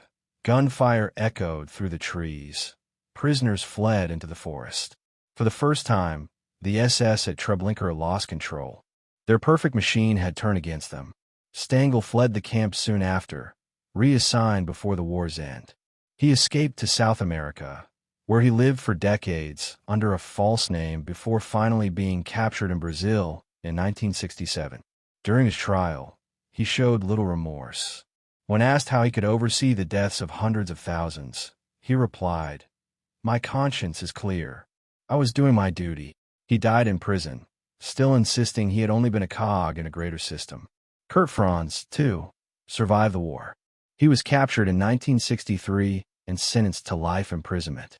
Even then, he smiled during testimony, as if remembering old times. Odilo Globoknik avoided trial altogether, taking poison when captured by British troops in 1945. Christian Wirth was shot by partisans in Italy before he could face justice. The architects of Treblinka met their ends in different ways, but none ever truly paid for what they had built. In the end, they all shared the same flaw, the belief that duty excused everything. They were not monsters born evil. They were men who learned to turn away, to silence their conscience, to follow orders without question. They did not hate every victim. They simply stopped caring that the victims were human. And that, perhaps, is the most terrifying truth of Treblinka. Its architects were not creatures of darkness. They were ordinary men who learned how to build hell and call it work. Even now, their names echo like warnings through history. Globoknik, Wirth, Eberl, Stengel, Franz. Each represents a piece of the machine, a part of the perfect system that turned compassion into efficiency and life into statistics. They believed they were building order. What they built instead was the abyss. And long after they were gone, the world would still struggle to understand how men in pressed uniforms and polished boots could create such horror and still sleep at night. But Treblinka remains their legacy, a monument to what happens when obedience replaces humanity and when men mistake murder for duty. Chapter 6. The Camp's Hierarchy and Guards. Treblinka was a world built on hierarchy, a structure of power and terror that mirrored the Nazi state itself. Every breath inside its fences depended on one thing: who you were in that structure. From the polished SS commandants who dined in comfort to the trembling prisoners who slept beside the dead, every inch of life and death inside the camp was defined by rank. There was no chaos here, not anymore. Only order, an order born of fear, maintained by violence, and executed with precision. It was a place where men learned how to destroy one another not through passion, but through routine. At the very top stood the SS officers. They were few in number, rarely more than 20 at any given time, yet they controlled the lives of tens of thousands. Their uniforms gleamed, their boots shone, their weapons were clean. They called themselves overseers, administrators, and protectors of the Reich's purity. In reality, they were gods of a small, silent world where every scream, every bullet, every breath of gas came at their command. Beneath them were the Ukrainian Troniki Guards, about 120 men trained by the SS in the art of obedience and cruelty. And beneath them, at the very bottom, were the prisoners, hundreds of Jewish men forced to serve the machinery that killed their own people. This was Treblinka's social order. Germans gave the orders, Ukrainians carried them out, and Jews died executing them. The SS men lived well. They had houses just outside the camp, with gardens, pets, and furniture stolen from the victims they murdered. They ate food brought in from nearby farms, drank wine, listened to music, and spent evenings laughing over card games. Their lives followed a rhythm as predictable as the killing itself. Each morning, they dressed in crisp uniforms, their faces calm and detached. They carried notebooks, not rifles. They did not dirty their hands with executions unless they wanted to. Their job was supervision. They left the killing to others. To them, Treblinka was not a slaughterhouse. It was an office. The Ukrainians, however, were the muscle. They had been Soviet prisoners of war before being recruited by the Germans.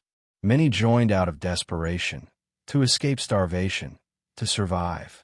But once in uniform, something changed. Power replaced fear. These men, who had once been victims of the Reich, now became its servants. They were trained at the Treblinka camp near Lublin, where SS instructors drilled them in obedience and brutality. They learned how to herd people, how to beat without killing, how to shoot efficiently, and, above all, how to suppress hesitation. When they arrived at Treblinka, they were ready to do anything. And they did. The prisoners called them blacks because of their dark uniforms. Their faces were often blank, their eyes distant. They shouted orders in broken German and Polish, wielding whips, rifles, and truncheons. They laughed as they struck the people who stumbled. They kicked the elderly and shot children without a word. For them, Treblinka offered something they had never known before: authority. And in that authority, they found a kind of savage freedom. Some drank constantly, stumbling through the camp half drunk, firing their rifles into the air. Others took pride in their cruelty, inventing games of torture and humiliation. The SS watched and did nothing. To them, the Ukrainians' violence kept the system running smoothly. Among these guards, one name became legend: Ivan Marchenko, known to survivors as Ivan the Terrible. He worked at the gas chambers, operating the engine that pumped carbon monoxide into the sealed rooms. But that was not his only task. Prisoners recalled his sadism in detail. He would whip people as they entered the chambers, cutting their flesh open. He used a sword, slashing randomly, laughing as blood spattered his boots. Sometimes he forced people to sing as they marched toward death. He treated murder as theater, cruelty as art. His face was young, his grin boyish, but his eyes were empty. He was not unique in his brutality, only more visible. There were dozens like him, men who found pleasure in the power to destroy. But even among the killers, there was hierarchy. The SS held absolute authority. The Ukrainians could beat or kill prisoners, but only with permission could they disobey orders. The Germans considered them expendable, useful tools but never equals. They were given alcohol, food, and women to keep them loyal, but they knew they were replaceable. If a guard disobeyed, he was shot. If he showed pity, he vanished. Fear held even the murderers in line. Beneath this layer of tormentors were the prisoners forced to work for the SS. They were called the Sonderkommando, the Special Detachment. Their job was to manage the logistics of death. They unloaded the trains, stripped the corpses, dug the graves, and burned the bodies. They were not guards, but they were kept alive for as long as they were useful. They lived in a small section of the camp, separated from the rest, always under guard, always watched. Every few weeks, they were replaced and executed. No one survived long in their position. To the SS, they were tools to be used and discarded. The camp was divided into two main zones: Camp I, the living and administrative area, and Camp II, the killing zone. Between them stood the tube, the narrow, fenced pathway that led from life to death. The SS and Ukrainians guarded every inch of it. The prisoners who worked in Camp I handled cleaning, repairs, and sorting stolen belongings. Those in Camp II faced the unimaginable. They dragged bodies from the gas chambers, washed the floors, collected gold teeth, and carried the corpses to the pits or pyres. Their world was measured in screams and smoke. Each prisoner was assigned to a command. There was the Goljutin, responsible for searching bodies and extracting valuables; the barbers, who shaved women's hair before gassing; the burners, who tended the cremation fires; the tailors, who sorted clothing. Even here, hierarchy ruled. The men who worked closest to the SS sometimes received extra food or longer life, but at the cost of unimaginable guilt. Many later said they were not alive, they were only breathing. Treblinka's hierarchy functioned with terrifying precision.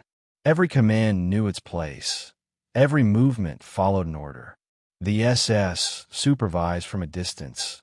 The Ukrainians enforced discipline, and the prisoners carried out the labor of destruction. If anyone faltered, they were killed on the spot. The system punished not just failure, but hesitation. A dropped tool, a slowed step, a moment of defiance. Any of these could mean death. The guards enjoyed making examples of those who faltered. They shot a man in front of others and forced them to bury him before returning to work. The message was always clear. Obedience was survival. And yet, within this rigid hierarchy, small cracks formed, moments where humanity flickered like dying embers. Some Ukrainian guards, usually the younger ones, would secretly pass bread or cigarettes to prisoners. A few looked away when someone stole an extra sip of water. These acts were rare, fleeting, and dangerous. For every guard who showed a trace of mercy, 10 others doubled their cruelty to prove loyalty. The system devoured kindness.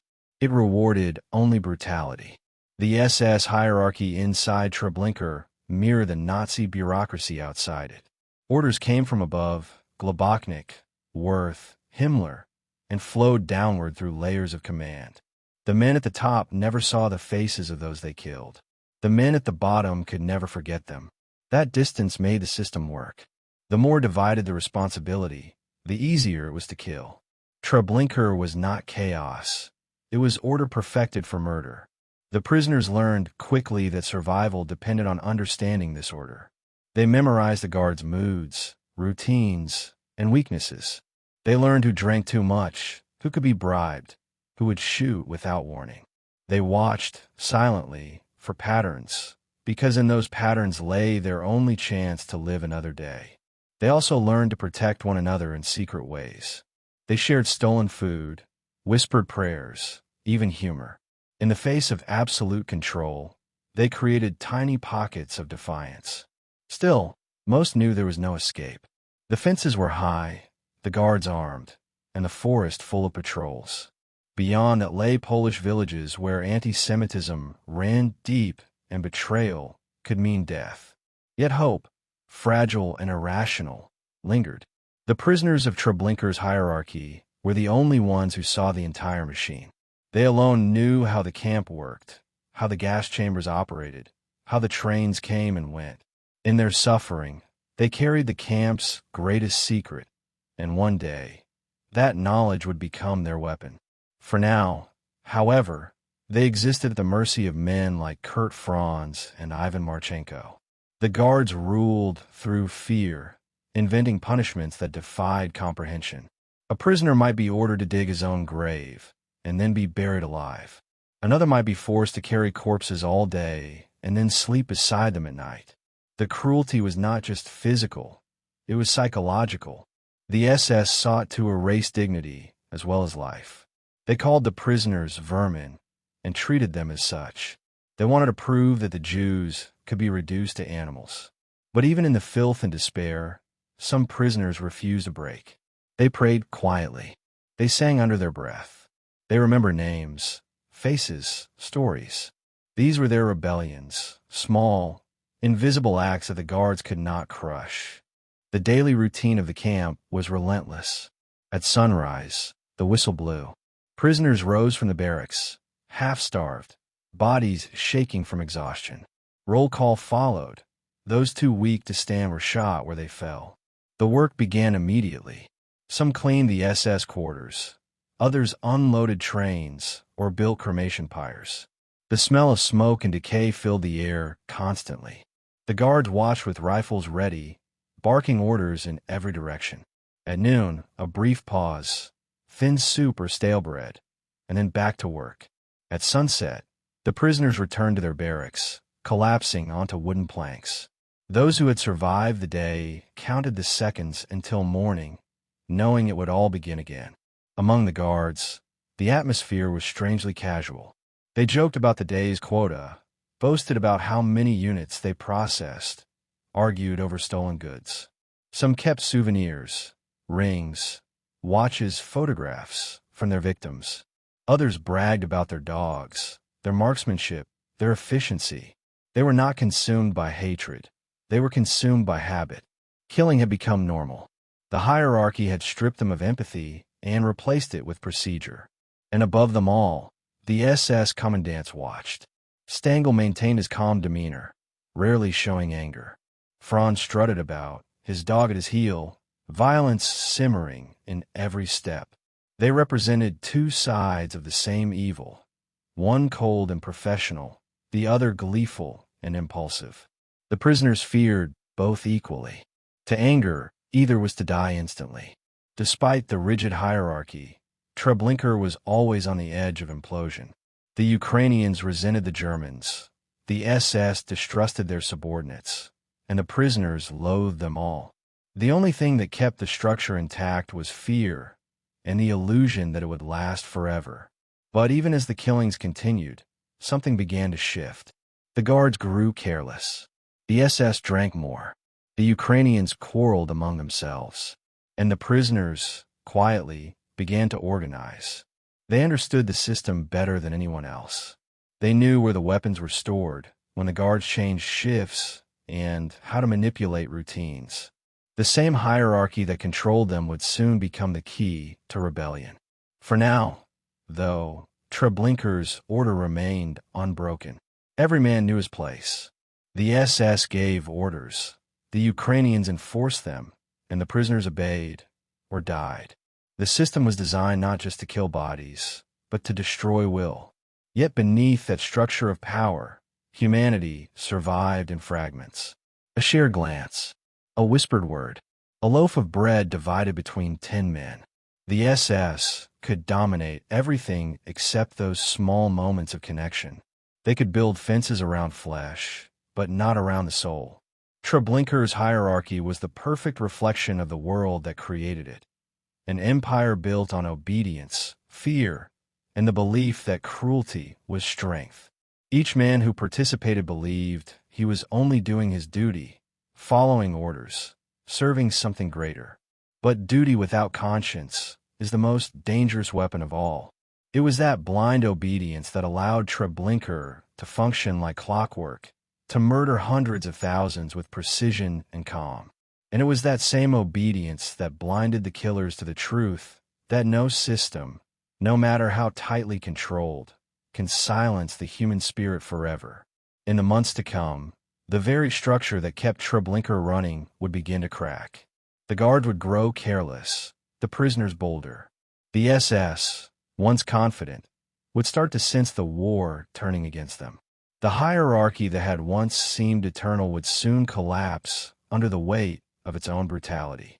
But for now, in the smoke and the screams and the silence between them, Treblinka remained what it was meant to be, a perfect system of control, a world where power ruled without mercy, and where the line between master and monster had long since disappeared. Chapter 7. Life in the Shadow of Death. Prisoner Testimonies. The prisoners of Treblinka lived in a world where every sunrise was borrowed time. They woke each morning to the sound of barking dogs, gunfire, and the heavy boots of guards, not knowing if they would see another hour. There was no safety, no rhythm that could be trusted, no promise that the next breath would not be the last. And yet, within this machine of death, people survived long enough to remember, to witness. They were the eyes of history, the voices that would speak for the countless who could not. They saw what the world was never meant to see. Their words, trembling but alive, would one day drag Treblinka from the silence the Nazis tried to bury it in. Among them was Samuel Willenberg, one of the few to escape and later tell the world what had happened. He described arriving at Treblinka as a teenager, still believing he was being sent to a labor camp. When the train doors opened, the heat hit him like a wall. He saw people stumbling out, blinded by light, clutching their children, still trying to keep their dignity. Within minutes, soldiers shouted, dogs attacked, and the crowd split into chaos. He watched an old man kneel to tie his shoe and get shot in the head. The sound of that single shot never left him.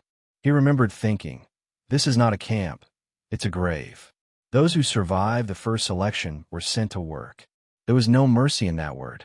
Being chosen to work did not mean life. It meant labor before death. Prisoners were assigned to units, some to unload trains, some to sort clothes, some to burn bodies. They learned quickly that efficiency meant survival. If you worked fast, if you did not collapse, you might live another day. The guards treated them like machines. They were fed once a day, a ladle of watery soup, a crust of bread that had to last until the next. Hunger became a companion, a pain that dulled everything else. The smell of death was constant. It clung to their clothes, their hair, their skin. Even when they ate, they could taste it. The air was thick with smoke and ash. Sometimes the ash fell like snow, landing on their faces, carried by the wind from the cremation pits. There was no escaping it. Some prisoners said the smoke looked like souls leaving the earth. Others tried not to think about it at all. Thinking too much was dangerous. It led to despair, and despair led to mistakes, and mistakes led to a bullet. One survivor, Jan Kiel Wiernik, a carpenter by trade, was forced to help build the new gas chambers when the camp expanded. He remembered the orders clearly. It must look like a bathhouse. He built walls thick enough to contain the screams. When the chambers were finished, he watched the first test. The victims were locked inside. The engine started. He heard pounding and cries that grew fainter until there was only silence. He said he felt his soul leave him that day, but his body kept working. He had no choice. To stop was to die. Life in Treblinka was measured not by days, but by tasks. You existed as long as you were useful. The Goldjudins searched bodies for valuables, cutting open mouths to remove gold teeth. The barbers shaved women's hair, sometimes speaking gently to calm them. The burners stood at the pyres, tending to the flames that devoured the dead. Some were ordered to sing while they worked, to keep the rhythm, to keep the illusion alive. The guards demanded songs as if music could make murder cleaner. Those who sang too softly were beaten. Those who refused were shot. At night, when the work finally stopped, the prisoners returned to their barracks. Low wooden huts crammed with filth and disease. There was no light, only the faint glow of fire from the cremation pits outside. They lay on wooden planks, shoulder to shoulder, unable to move, whispering in the dark. Some prayed. Others wept silently. They spoke of home, of parents, of children. They told stories of cities that no longer existed, of laughter that had once filled their streets. Those stories were the only thing that made them human again, if only for a moment. One prisoner, Richard Glazer, later described that the hardest part was not the work but the pretending. You had to pretend you didn't see, didn't hear, didn't feel. You had to laugh when the guards laughed, obey before they spoke, thank them after a beating. You had to bury your rage so deep it became part of you. And through it all, you had to remember to keep every detail alive in your mind, because one day, if you survived, you would have to tell the world. Every small act of survival in Treblinka was an act of rebellion. Prisoners shared scraps of food, risked beatings to steal shoes, whispered forbidden prayers. Sometimes they stole photographs or trinkets from the piles of belongings, tiny fragments of the lives that had been erased. One man kept a child's doll hidden under his shirt for weeks, unable to throw it away. He said it made him feel that someone still cared. Others carved names into wood or scratched them into walls, desperate to leave a trace that they had existed. But Treblinka was built to erase traces. Everything was designed to vanish. The bodies, the records, even the memories. The SS forbade talking between work details. They shot anyone who lingered near the fences. They wanted silence as absolute as death itself. Yet silence could not kill memory. The prisoners learned to memorize numbers, faces, routines. They counted trains, calculated how many people arrived each day, how many died. They became witnesses in secret, historians of horror. They didn't know if they would live to speak, but they collected truth like a weapon. Survival in Treblinka depended on instinct. You had to sense danger before it came. You had to know when to look down and when to look up, when to move and when to freeze. Every glance from a guard was a test. If you met his eyes, he might shoot you. If you looked away too quickly, he might shoot you anyway. It was a world without logic. The rules changed with every mood, every whim of the men who ruled it. Some prisoners began to lose their grip on reality. They walked into fences deliberately, or threw themselves in the flames. Others clung harder to life, driven by something they couldn't explain, a stubborn refusal to let their murderers have the last word. The camp's hierarchy pressed down on them constantly.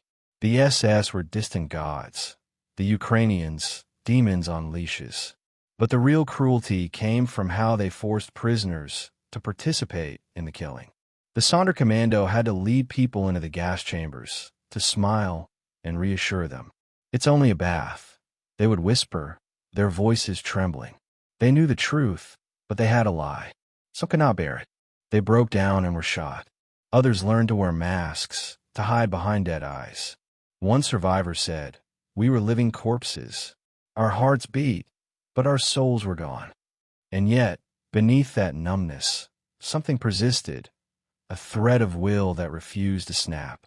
Even as the guards mocked them, even as they carried corpses or shoveled ash, they found moments to resist. A stolen loaf of bread, a whispered song, a promise to remember. These were their revolutions. They could not fight the SS with weapons, but they could fight with memory. They told one another, "If even one of us gets out, the world will know." In the spring of 1943, whispers of rebellion began to spread among the work details. The prisoners had seen too much to stay silent. They had watched families die, cities vanish. They knew the war was changing. Rumors drifted in of German defeats at Stalingrad, of the Red Army pushing west. The SS grew nervous. They began to burn the mass graves to hide evidence, forcing prisoners to dig up and cremate hundreds of thousands of bodies. The stench grew unbearable, the fires endless. But with the destruction came opportunity. The guard were distracted, their routines broken. The prisoners started a plan. Among those who organized were men like Dr. Julian Korzicki, a Jewish army officer, and later, Leon Feldhendler, who had survived other camps. They formed secret groups, meeting at night in the barracks, whispering under their breath. They knew escape meant death for most, but silence meant extinction for all. They began stealing tools, hiding weapons, bribing guards with gold taken from the dead.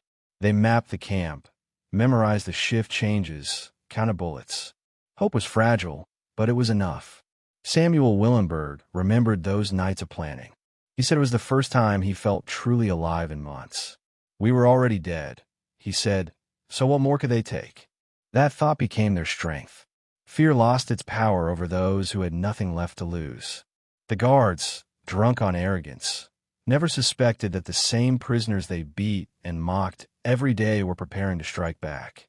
Life continued, as usual on the surface. Trains arrived, people died, ash fell like rain. But under that routine, the prisoners' courage grew. They helped each other endure the unendurable. When one man collapsed from exhaustion, another carried his load.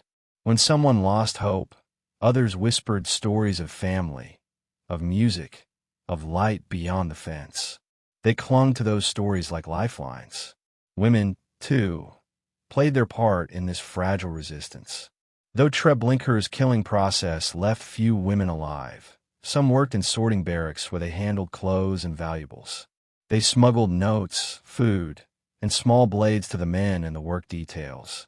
They passed messages under piles of fabric, risking their lives with every movement. Their courage lived in silence, unseen but vital. In the midst of all this, death remained constant. Every day, someone vanished. A wrong word, a slow step, a broken tool. Any excuse was enough. The guards shot without hesitation, their laughter echoing afterward. Some prisoners stopped counting the dead. There were too many. But others remembered every name, every face. They refused to let them disappear. One survivor said that memory was the only weapon left. "They could kill our bodies," he said, "but not our stories." Those stories would one day expose Treblinka for what it was, a machine of destruction disguised as order. The survivors would describe everything: the sound of engines starting, the cries that faded into silence, the ash that covered the ground like snow. They would tell how people tried to protect their children in the final moments, how mothers sang lullabies as they walked into the chambers. They would tell how, even in the heart of death, people held hands, whispered prayers, refused to die alone. These testimonies would later haunt the world. They forced humanity to look into the mirror of its own cruelty. And yet, they were also proof of something miraculous, that even in a place built to erase all trace of life, memory endured. Every word from those who survived became a monument higher than any built of stone. They carried within them the voices of hundreds of thousands who could not speak. The prisoners of Treblinka did not survive by strength alone. They survived through will, through the refusal to surrender their last fragment of humanity. They learned to find beauty in impossible places, in the way sunlight cut through the barbed wire, in the rare smile of another prisoner, in the whisper of the forest beyond the fence. They lived for the hope that someday someone would listen. When the uprising finally came, it was not born from rage, but from the quiet determination of those who had lived too long in the shadow of death. They had seen every horror that men could inflict, and yet they believed in something beyond it, a world where truth could survive even if they did not. For those few who escaped, every step through the forest was a heartbeat stolen from death. For those who didn't, their courage became eternal. The SS tried to erase them, to bury their ashes, to destroy every record. But they failed. The survivors carried the memory with them, and that memory became indestructible. To live in Treblinka was to stand at the edge of the world and refuse to fall. It was to wake each day knowing you were condemned, yet still find a reason to breathe. It was to carry the weight of the dead and still dream of life. The prisoners of Treblinka were not merely victims, they were witnesses. And in the end, their testimonies became the one thing the Nazis could never destroy. Long after the fires died, long after the last guard vanished into history, their words remained. They spoke of smoke and silence, of cruelty and courage, of despair and defiance. They spoke not for revenge, but for remembrance. And through them, the world would learn that even in the darkest place ever built by human hands, the light of humanity, flickering, fragile, but unbroken, still endured. Chapter 8. The Economics of Extermination. The machinery of Treblinka did not run on hatred alone. It ran on greed. Behind the barbed wire and gas chambers, there existed a system so methodical, so calculated, that even death was turned into profit. Every life taken was measured in weight, in gold, in fabric, in teeth. Every train that arrived carried not just people, but property, clothing, coins, jewelry, documents, tools, even family heirlooms, objects that, in the Nazi system, would outlive their owners and serve the Reich. For those who built Treblinka, extermination was not only an act of ideology, it was also business. The SS understood early that genocide, like war, could be made profitable. Every deportation brought not just victims, but goods. Suitcases packed with clothes, shoes, watches, family savings, and sentimental treasures. All of it became state property the moment the doors of the cattle cars closed.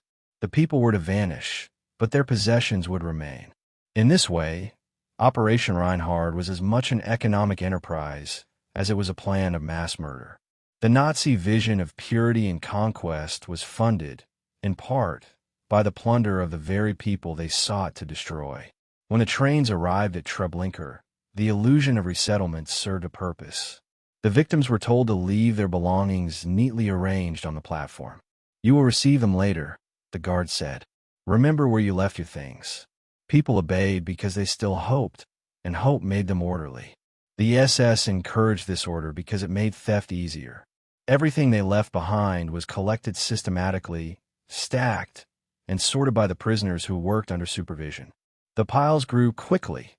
Mountains of coats, shoes, suitcases, and linen. Each item carried the scent of its owner, a trace of a life erased.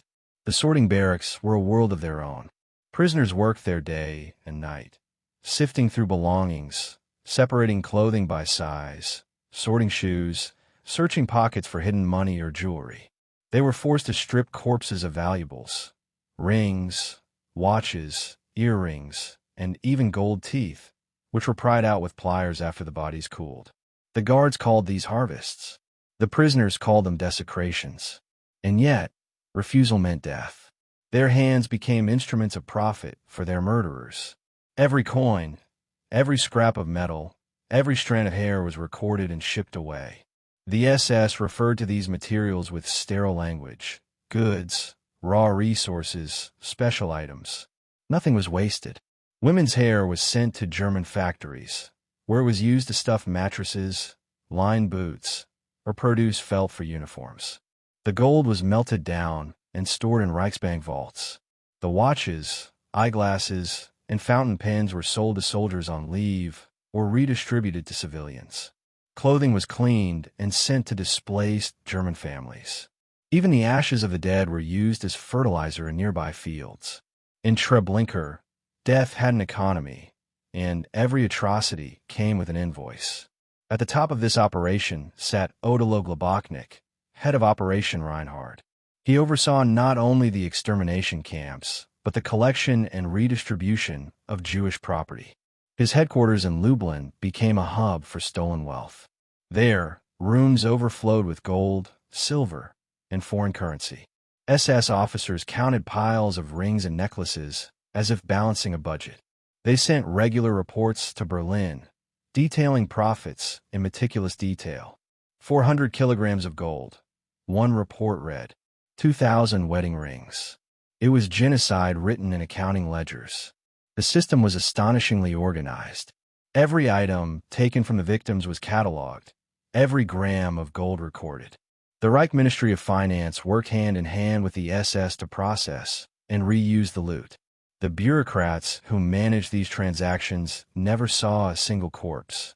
They sat in offices miles away, approving transfers, signing forms, ensuring that the wheels of extermination turned smoothly. The killing centers like Treblinka were only the first stage.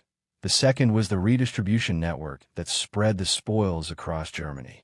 It was a collaboration between soldiers, bankers, and businessmen. The Ukrainians and lower-ranking SS guards at Treblinka also profited personally. They pocketed coins, jewelry, or watches before the official tallies. They stole from the dead, then from the living.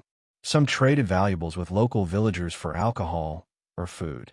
Others smuggled gold teeth or gemstones sewn into their clothes.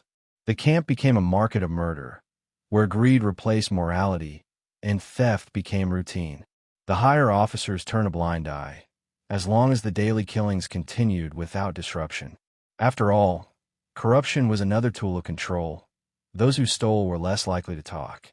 Franz Stangl, the camp commandant, pretended to despise such corruption, but he benefited from it, too. His quarters were filled with fine furniture, paintings, and silk curtains taken from the belongings of the murdered. He claimed he never personally stole, but the luxury surrounding him told a different story. Kurt Franz, his deputy, was even more blatant. He wore gold rings on his fingers, carried a silver cigarette case, and owned a camera likely taken from one of the victims. His dog, Barry, slept on a blanket that had once belonged to a child. For these men, the spoils were trophies of power. But the true economic impact of Treblinka went far beyond individual greed. The wealth extracted from the murdered flowed into the heart of the German war machine. The Reichsbank received shipments of gold teeth and jewelry almost weekly. Officials melted down the metals, purified them, and converted them into bars used to buy raw materials from neutral countries. The stolen clothing was distributed to civilians after Allied bombings left thousands homeless. Even the shoes of the dead were reused, sorted, cleaned, and sent to depots for German workers and soldiers. In this way, the victims continued to serve the Reich even after death. The deception extended beyond the camp itself.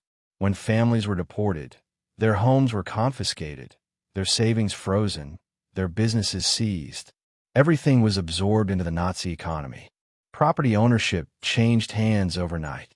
Factories once owned by Jewish families became German enterprises. Bank accounts were emptied. Insurance policies were canceled. On paper, everything looked legal, signed and stamped by bureaucrats who called it Aryanization. In truth, it was theft on a continental scale, justified by ideology, and executed with precision. Inside Treblinka, the prisoners saw this plunder unfold every day. They were forced to sort through the belongings of the newly dead, often recognizing familiar names on suitcases, neighbors, friends, family members from their own towns. Some found their own possessions among the piles, a coat they had once owned, a book they had packed. That realization shattered them. They were forced to handle the evidence of their own destruction. Yet they continued to work, because stopping meant death. One prisoner later said, "The Nazis took everything from us, our names, our lives, even our deaths, and then they took what we owned to build their world." The efficiency of the system was chilling. The SS even set up fake post offices in the ghettos before deportations, encouraging people to send postcards to relatives after resettlement. It was another layer of deception to prevent panic and keep the flow of goods and people steady. By the time the truth reached the outside world, millions of homes had been emptied and their contents redistributed. Treblinka's role in this economy was crucial. Unlike concentration camps, it was not a site of forced labor. It was a site of liquidation. Its value to the Reich was not in the work of prisoners, but in the goods they left behind. Globoknik staff in Lublin coordinated trains not only for people, but for the materials collected after transport. Trains left Treblinka full, packed with clothing, luggage, hair, and valuables, headed west to warehouses in Lublin, Krakow, or Berlin. The Nazi state profited from its victims even as it erased them. The moral collapse that enabled this system was as vast as the economic one. The people who processed the stolen goods, railway workers, warehouse clerks, accountants, rarely asked questions. They didn't need to. The system was designed so that no one had to see the whole picture. Each man handled a small part of the operation, each believing he was just doing his job. In this way, genocide became ordinary. The language of bureaucracy disguised the horror beneath. Delivery received, materials approved, shipment complete.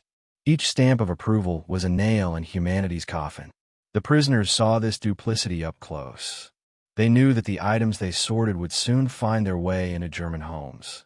They watched the SS officers strut around in stolen coats, smoke with stolen lighters, feed their dogs with food meant for victims. It was not only theft, it was mockery.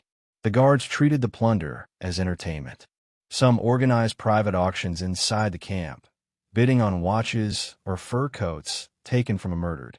They laughed as they gambled with the remnants of destroyed lives. Yet, even amid this grotesque greed, there were moments of tragic irony. Some prisoners, driven by desperation, stole from the piles too. A coin, a ring, a piece of bread, anything to survive another day. They hid small objects under their tongues, in their shoes, in their sleeves. To steal from the dead felt like sacrilege, but in Treblinka, morality had been twisted beyond recognition. Survival itself required breaking every rule of decency. Those who were caught were executed immediately, but some lived because of what they took. That small, stolen piece of gold might be traded for food or used to bribe a guard. In the camp's twisted economy, even defiance had a price. The German officers often justified their plunder by calling it reparation. They claimed the Jews had drained Germany's wealth for decades, and that confiscating their property was justice. This was the Nazi mind at its most delusional, turning theft into righteousness, greed into ideology. In speeches and documents, officials described the process as recovering resources for the war effort. It was a lie that allowed men to murder without guilt, to profit from genocide while believing they were serving their country. After the war, investigators uncovered detailed records of Operation Reinhard's finances. They found ledgers listing the exact amounts of gold, silver, and cash taken from victims. Between 1942 and 1943, over 100 million Reichsmarks worth of property was stolen through the extermination camps, an enormous sum, roughly equivalent to billions today. Treblinka contributed the largest share.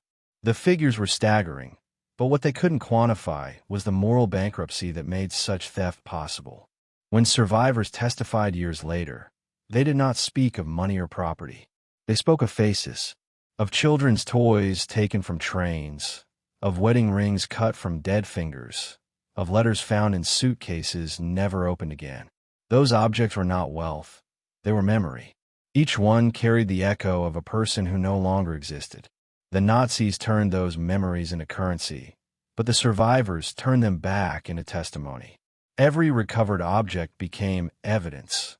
Every stolen ring a reminder of the humanity that greed had tried to erase. In the ruins of Treblinka after the war, investigators found fragments, shards of porcelain, pieces of jewelry, melted gold fused with ash. The earth still glittered in places where the fires had burned hottest. Farmers in the area unearthed coins and teeth for decades afterward. The land itself seemed unable to let go of what had been buried there. It was as if the soil refused to forget the price of every life it had consumed. The economics of extermination exposed the true nature of the Nazi regime. It was not just a system of hatred. It was a system of exploitation, driven by greed, disguised as ideology. The men who built Treblinka were not merely killers. They were businessmen of death. They calculated profit margins in human lives, turned corpses into commodities, and convinced themselves it was order, not evil. But history would not accept that lie. The gold melted from the teeth of the dead would one day fund the rebuilding of justice. The clothes and possessions, recovered after the war, would become exhibits in museums. The ledgers and records, once symbols of precision, would become confessions written in ink. Treblinka was designed to erase, but its plunder did the opposite. It left behind evidence. In the greed of the killers lay their own undoing. The same meticulous records they kept to prove their success would one day reveal the full scope of their crimes. And so, the story of Treblinka's wealth is not one of fortune, but of failure. The failure of humanity to see that profit built on suffering is not progress, but damnation. Every ring, every coin, every scrap of clothing stolen from that camp carries a truth far greater than gold, that there is no economy worth the price of a soul. And though the Nazis believed they could buy silence with their stolen riches, the voices of their victims have outlived them all. The ashes of Treblinka still whisper, and their message is clear. The wealth of murder dies with its makers, but the memory of those who were taken endures forever. Chapter 9. The Machinery of Deception. Before every scream, there was a lie. Before every death, there was a promise. Treblinka did not begin with violence. It began with deception. The Nazis knew that to kill millions efficiently, they had to master illusion. Guns could control bodies, but lies could control minds. And so, Treblinka became not only a death camp, but a theater, a carefully staged performance where every word, every sign, every gesture was designed to keep victims calm, to make them walk willingly into their own graves. It was evil refined into strategy, deception turned into engineering. When the trains arrived, people believed they were being resettled. They carried suitcases, blankets, and family photos. They brought bread, utensils, and documents stamped with official seals. They had been told by German officials, by Jewish councils, even by deportation orders that they were being relocated for work in the East. You will be safe, they were told. You will start new lives. It was an illusion so perfect that even those who had heard rumors of death refused to believe them, because hope, even fragile hope, was easier to bear than the truth. The illusion began long before the victims saw Treblinka. The Nazis issued detailed instructions for deportations, making them appear legitimate. Trains were scheduled through regular railway systems, tickets were printed, and luggage was tagged. The deportees were told to pack no more than 20 kilograms, to label their belongings, and to bring enough food for the journey. In Warsaw, Lublin, and Białystok, people lined up obediently, their fear dulled by bureaucracy. The presence of German soldiers and Jewish police gave the operation an air of authority. Everything felt official. Everything looked real. By the time the trains reached Treblinka, the lie had already done its work. The victims were exhausted, dehydrated, and disoriented. But when the doors opened, the guards shouted friendly orders. "Hurry, hurry! Leave your belongings. You will get them later." They smiled, even joked. The SS had learned through trial and error that calm meant control. Panic wasted time. Resistance slowed down the process. And so they perfected the art of false comfort. The first sight of Treblinka was deceptively ordinary. Wooden buildings painted white, flowers planted along the paths, and signs in multiple languages welcomed the arrivals. Lazaret, infirmary, bathhouse, disinfection area. The words were chosen carefully, borrowed from the vocabulary of normal life. Even the gas chambers were disguised with fake shower heads and tiled walls. The goal was not just to deceive, but to create a sense of routine. The victims had been stripped of power. Now they were stripped of doubt. Music played through loudspeakers, cheerful military marches or folk tunes. It drowned out the cries from the gas chambers, masking the horror with rhythm. To the newly arrived, the music was unsettling, but also strangely reassuring. It suggested order, civilization, even normalcy. The SS knew this. They understood psychology. They built their killing machine not only from steel and concrete, but from manipulation and fear. The prisoners forced to assist in this process were part of the deception. The Sonderkommando, themselves captives, were made to act calm, to smile, to speak softly to those stepping off the trains. "You will take a shower," they whispered. "Leave your things neatly. You'll get them back soon." Some did it mechanically, others with tears in their eyes. They knew what was coming, but they could not warn anyone. To speak the truth was to die instantly. The SS stood close by, watching, listening. The prisoners had no choice but to play their roles in this deadly charade.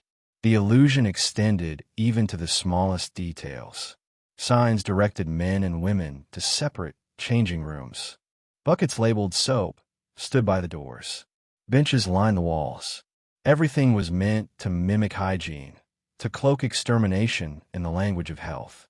The Nazis called this special treatment Sonderbehandlung, a word so clinical it hid the blood beneath it. This euphemistic language ran through every layer of the system. Documents never mentioned killing. They spoke of processing, evacuation, final resettlement.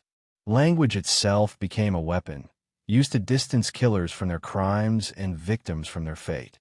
To maintain the illusion, the SS sometimes staged small acts of kindness. A guard might carry a child, offer water, or pretend to comfort the sick. One officer was known to tell mothers, "You will see your husband soon." He would even kiss babies on the forehead before sending them to the gas chambers. These gestures were not born of mercy. They were tactics. They kept the victims calm long enough to reach the showers. The same officer who smiled at a mother could, moments later, shoot her in the back of the head if she hesitated. The deception did not end at the gas chamber doors. Even inside, the victims still believed. Many wondered when the water would come. They knocked on the doors, called for help, begged for air. When the engine started and the gas filled the room, confusion turned to horror. But by then, it was too late. The SS had achieved what they wanted: death without struggle. This illusion was maintained not only for the victims, but also for those outside the camp. The villagers nearby saw trains come full and leave empty, but they were told it was resettlement. The smell of burning flesh drifted through the forest, yet the SS spread rumors that it came from a soap factory. When Red Cross inspectors visited other camps, they were shown carefully prepared model facilities. They saw prisoners playing music, eating bread, smiling on command. The Nazis were masters of staging. They turned murder into performance and used propaganda to hide it from the world. The deception reached its peak in the summer of 1942, when train after train arrived daily from Warsaw. Each carried thousands who still believed they were going to work in the East. One survivor remembered hearing people argue on the train about what kind of jobs they would get. Some carried tools, others letters of recommendation. Even as they stepped onto the platform, some asked guards where they should register. The SS answered politely, pointing the way. Just there, they said, gesturing toward the undressing yard. Quickly, please. You will get soup afterward. Inside the camp, the prisoners who worked on the platforms learned to move like shadows. They could not make eye contact, could not show emotion. They gathered luggage, sorted clothing, and listened to the false instructions repeated endlessly. They became actors in a play they despised, forced to perform their parts perfectly to stay alive. One man later said, "We were the stagehands of death. We built the illusion, but we knew the truth." The machinery of deception was not limited to Treblinka. It was a cornerstone of the entire Nazi killing system. From the Wannsee Conference to the ghettos, from the trains to the camps, every step was designed to hide genocide behind the facade of bureaucracy. The documents were filled with euphemisms. The orders were phrased in the language of administration. There was no kill. There was only evacuate. There was no murder. There was final solution. This linguistic camouflage allowed ordinary people to participate without confronting the horror. A railway worker scheduling trains did not see himself as aiding extermination. A clerk typing deportation lists did not think of himself as complicit in death. Deception made genocide not only possible, but efficient. In Treblinka, that deception became art. The SS even staged fake medical stations for those too weak to walk. They called it the lazaret. It had a red cross painted on the roof. But behind the cross stood a pit, and beside it, a single guard with a pistol. The sick were carried there under the pretense of treatment. They were told to lie down and rest. Then the shots began. The pit filled quickly each day, but the red cross remained. A symbol of mercy turned into a mark of death. The guards took pride in how well the deception worked. They bragged about how few people resisted, how orderly the process had become. Franz Stangl, the commandant, once said, "It was the perfect system." They walked in quietly. There was no chaos. He meant it as a compliment, to himself, to his men, to the machine they had built. But his words revealed the true depth of the evil. To measure success not by life saved, but by silence achieved. The deception was so complete that, even years later, survivors struggled to comprehend how it had worked. They remembered believing the signs, trusting the smiles, hoping for safety even as they smelled the smoke. It was not stupidity, it was humanity. People wanted to believe they would live. The Nazis exploited that instinct with surgical precision. They built their empire on hope twisted into a trap. Some of the guards seemed to enjoy the psychological control. Ivan Marchenko, Ivan the Terrible, was infamous for mocking the victims. He would shout, "Don't worry. It's only a shower. You'll be clean soon." He would laugh as he slammed the doors. Others maintained a cold professionalism, pretending indifference. Both methods served the same purpose: to strip the victims of awareness, to turn them into participants in their own destruction. Even as the tide of war began to turn, the SS maintained the illusion. In 1943, as rumors of uprising spread from other camps, Treblinka continued its deadly masquerade. The trains kept coming, and the signs still pointed to showers. But by then, the machinery of deception was beginning to crack. The prisoners who worked inside knew the truth too well. They whispered it to the new arrivals when the guards weren't looking. "Don't go," they would hiss. "Run if you can." Most didn't believe them. How could they? Everything around them still looked so ordinary. The lie was stronger than the truth because it was easier to face. The SS themselves began to sense the fragility of their illusion. They ordered repairs to the buildings, fresh paint on the walls, new signs to replace the old. They wanted Treblinka to remain perfect, even as the world outside began to unravel. The Germans were losing on the Eastern Front, and the Red Army was advancing. Yet inside the camp, the theater continued. The final act had not yet played out, and the actors, the prisoners, were preparing to rewrite the ending. In August 1943, the lie finally shattered. When the uprising began, the first flames rose from the buildings that had housed the gas chambers. The prisoners set fire to the fake bathhouses, tore down the signs, and turned the instruments of deception into weapons. The camp that had lived by lies was consumed by truth, fire, chaos, and defiance. For the first time, the SS saw panic on their own side. The illusion they had crafted so carefully collapsed in a single day. After the revolt, the Nazis tried to erase everything. They destroyed the camp, bulldozed the grounds, planted trees where the gas chambers had stood. They built a farmhouse and brought in Ukrainian settlers to disguise the site. They wanted Treblinka to vanish, as if it had never existed. But lies have limits, and the earth itself remembered. Beneath the soil lay bones, ash, and the remnants of false signs, twisted metal letters that once told people to bathe, to disrobe, to trust. The machinery of deception that once ran Treblinka has long since rusted away. But its echoes remain, warning of how easily truth can be corrupted, how language can be weaponized, how hope can be used against those who cling to it. The men who built that illusion believed they were clever, that they could control the world through deceit. But in the end, their lies became their legacy, proof that evil hides not only in violence, but in calm voices and polite instructions, and signs painted with false promises. Treblinka's power did not lie in its walls or its engines. It lay in its ability to convince people that death was something else, that the final moment was merely a bath, a journey, a relocation. That deception killed millions before a single bullet was fired. It remains one of the darkest lessons in human history. That lies, repeated enough, can become as deadly as any weapon. And when the war was over, when the world stood in judgment, those who had built the machinery of deception still defended themselves with words. We were only following orders, they said. We didn't know. But the truth was written in the very design of Treblinka, in every false sign and every smile before the slaughter. They knew. They built the lie, and they lived inside it until it consumed them too. In the silence that follows, only one truth endures. Treblinka was not merely a place of death. It was a masterpiece of deceit. It showed the world how easily humanity can be led into darkness, not by force, but by the gentle voice that says, "This way, please." Chapter 10. The Uprising. Flames of Resistance. The air in Treblinka was never silent, but that day, in August of 1943, a new sound rose above the usual rhythm of death. It was not the whistle of a train or the hum of the engines that fed the gas chambers.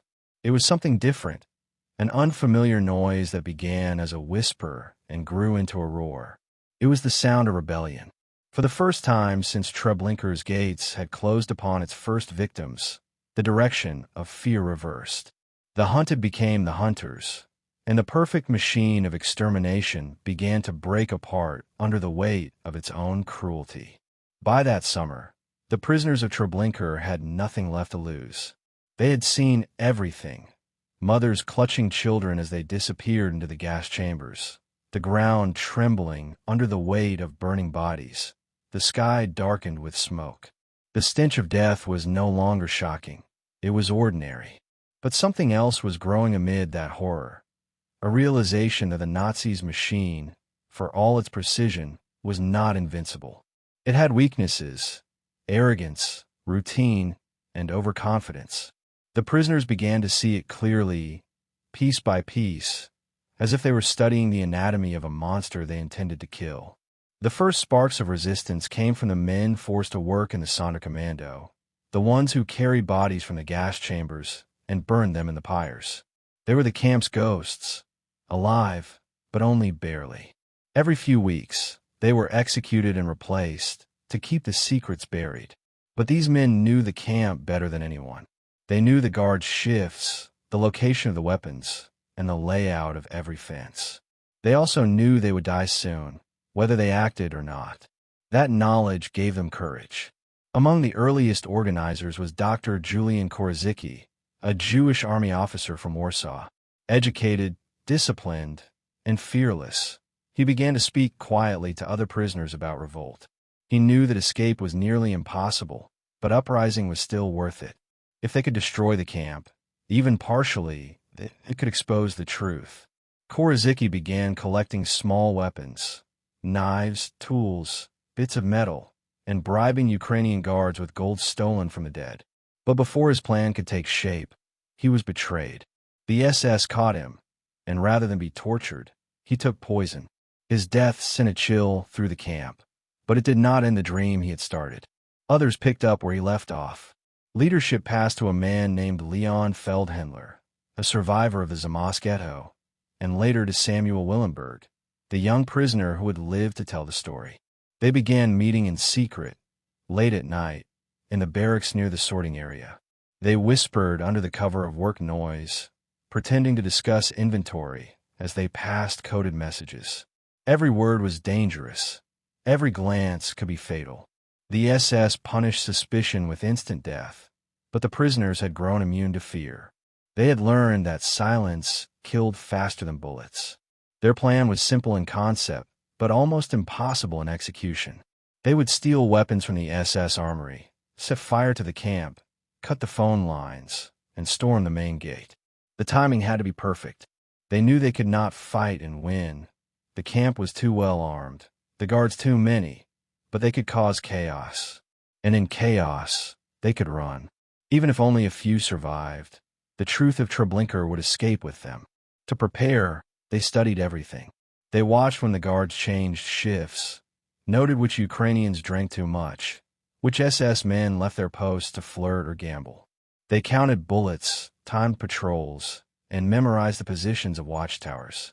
They learned that the armory was in the administration building and that a small window, near the back, could be pried open.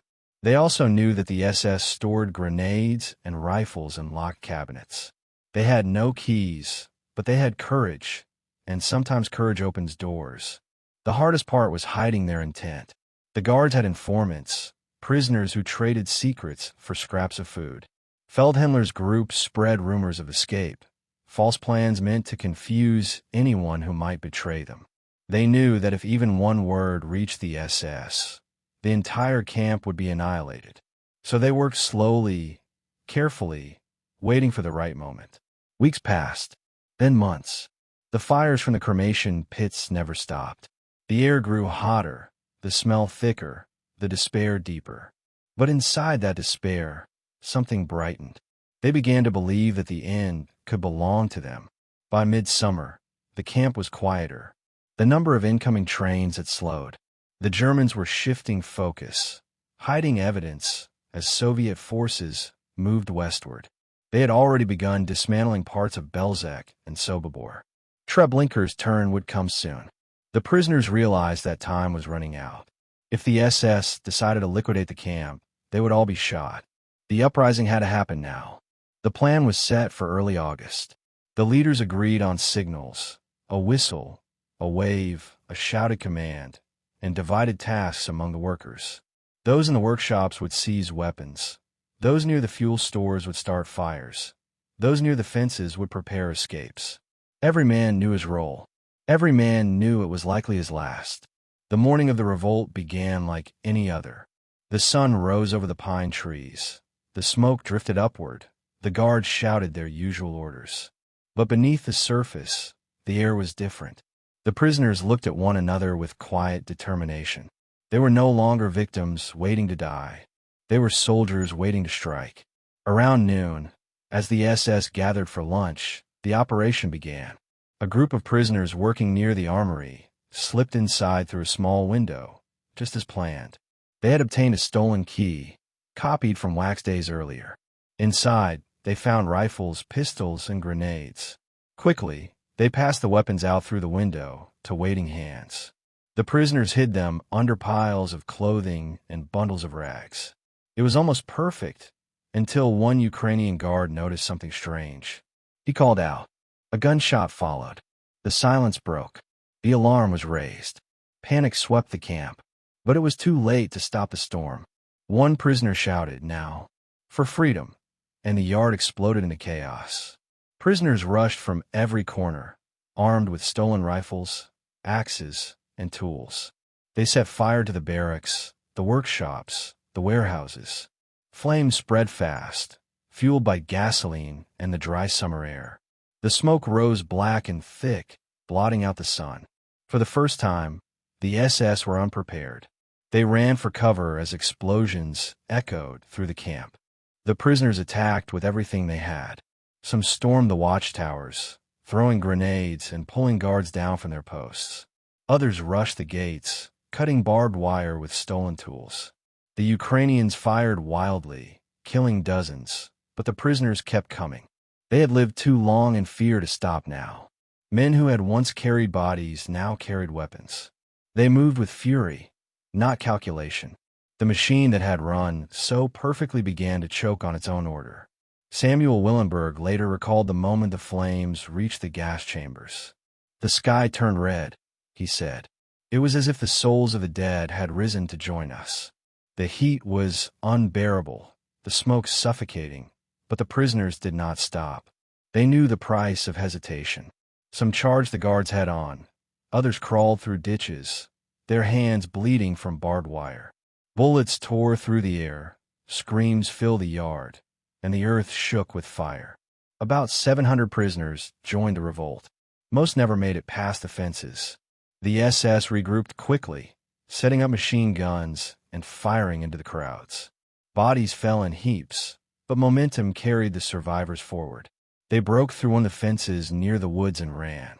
They ran without direction, without rest, chased by gunfire and dogs. The forest swallowed them. Some fell to bullets, others to exhaustion, but around 200 reached the trees. Of those, about 70 would survive the war. Back inside the camp, Treblinka burned. Flames consumed the buildings, the storage areas, the false bathhouses. Ammunition exploded in the armory, sending debris high into the air. The SS, furious and humiliated, began shooting every prisoner they could find. Those too weak to run were killed instantly. The fires raged for hours, destroying much of what had been built to deceive. For the first time, the smoke rising above Treblinka was not just the smoke of death, it was the smoke of rebellion. The aftermath was brutal. The SS hunted survivors for days, combing the forest with dogs and patrols. They captured many and executed them on the spot. But others kept running, hiding in barns, attics, and swamps. Polish villagers sometimes helped them, but others betrayed them for food or favor. A few joined partisan groups. Many lived in hiding until the war ended. For those who survived, every day afterward carried the weight of the dead. They knew they were not just survivors, they were witnesses. The revolt had destroyed much of Treblinka's infrastructure, but it had not destroyed the SS will to erase evidence. Within weeks, Heinrich Himmler ordered the camp dismantled completely. The gas chambers were torn down, the graves exhumed, the bones crushed and burned. Trees were planted over the site. The SS built a farmhouse, placing a Ukrainian family there to disguise the land. By the time the Red Army reached the area in 1944, almost nothing remained. But they could not bury everything. The soil still reeked of ash. The ground still whispered of fire. Historians would later argue that Treblinka's uprising was one of the most remarkable acts of defiance in human history. It was not a military victory. It was a moral one. In a place built entirely on hopelessness, hope had fought back. The prisoners had turned their suffering into strength. They had shown that even in the heart of hell, resistance was possible. Their act did not save them all, but it saved their story. It ensured that Treblinka would not remain a secret forever. In the years that followed, survivors like Samuel Willenberg and Richard Glaser told the world what had happened. They spoke of the flames, the gunfire, the faces of friends who fell beside them. They spoke of the moment they saw the fences collapse, of running barefoot through the forest, of hiding in ditches and praying the dogs would not catch their scent. They spoke, too, of the silence afterward, the unbearable silence when they realized how few had lived. For decades, their testimonies would carry the weight of thousands. The uprising also changed the course of Nazi extermination policy. The SS realized that the death camps could no longer operate safely. Within months, the remaining Operation Reinhard camps, Sobibor and Belzec, were dismantled. The era of the extermination centers was ending. The Nazis turned instead to concentration camps and forced labor, hiding their genocide within industry. Treblinka's flames had exposed too much. But the victory was not only in destruction, it was in defiance. The men and women who rose up that day were not trained soldiers. They had no weapons, no backup, no chance of reinforcement. They were starving, exhausted, and surrounded. Yet they fought anyway. They fought for dignity, for memory, for revenge, and for the simple truth that even in a place built to erase all humanity, humanity could still rise from the ashes. The SS never forgot the humiliation. Some officers boasted of how they crushed the revolt. Others refused to speak of it. Franz Stangl fled before the camp's final destruction, eventually escaping to Brazil. Kurt Franz stayed behind to oversee the cleanup. The guards joked about the rebellion, but beneath their laughter was fear. They had seen the mask of power crack, and they knew that the men they had treated as slaves had shown more courage in one afternoon than they had in a lifetime. The story of Treblinka's uprising endures not because it destroyed the camp, but because it proved something far greater, that even in the darkest corner of human cruelty, the will to fight survives. Fire consumed Treblinka that day, but the fire was not only physical, it was spiritual. It burned in the hearts of those who ran through the gates, and in the hearts of those who stayed behind to die, so others might escape. When Samuel Willenberg looked back years later, he said, "We rose not to live, but to die differently." That sentence captures the essence of Treblinka's final chapter. The prisoners knew they could not defeat their captors. They simply refused to let them win unchallenged. In that refusal lay their freedom. As the flames engulfed the camp, as gunfire echoed through the pines, the air of Treblinka changed forever. The place that had swallowed nearly 1 million souls had finally been forced to speak. Its silence was broken, its order shattered, its perfection ruined. The machine that once turned human beings into ash was itself consumed by fire. And though the Nazis tried to rebuild the silence afterward, they could never rebuild the lie. The memory of that day lived on, in the survivors, in their words, and in the unyielding truth that even where hope seems impossible, it can still ignite like a spark in dry grass and set the world ablaze. Treblinka burned once, but the story of its uprising burns still, a flame that no empire, no ideology, no machinery of death can ever extinguish. Chapter 11. The Erasure. The Nazis cover their tracks. When the fires of rebellion faded, Treblinka stood in ruins, but its ashes still spoke. The uprising had done more than burn buildings. It had exposed the lie. For the first time, the Nazi illusion of control had been shattered.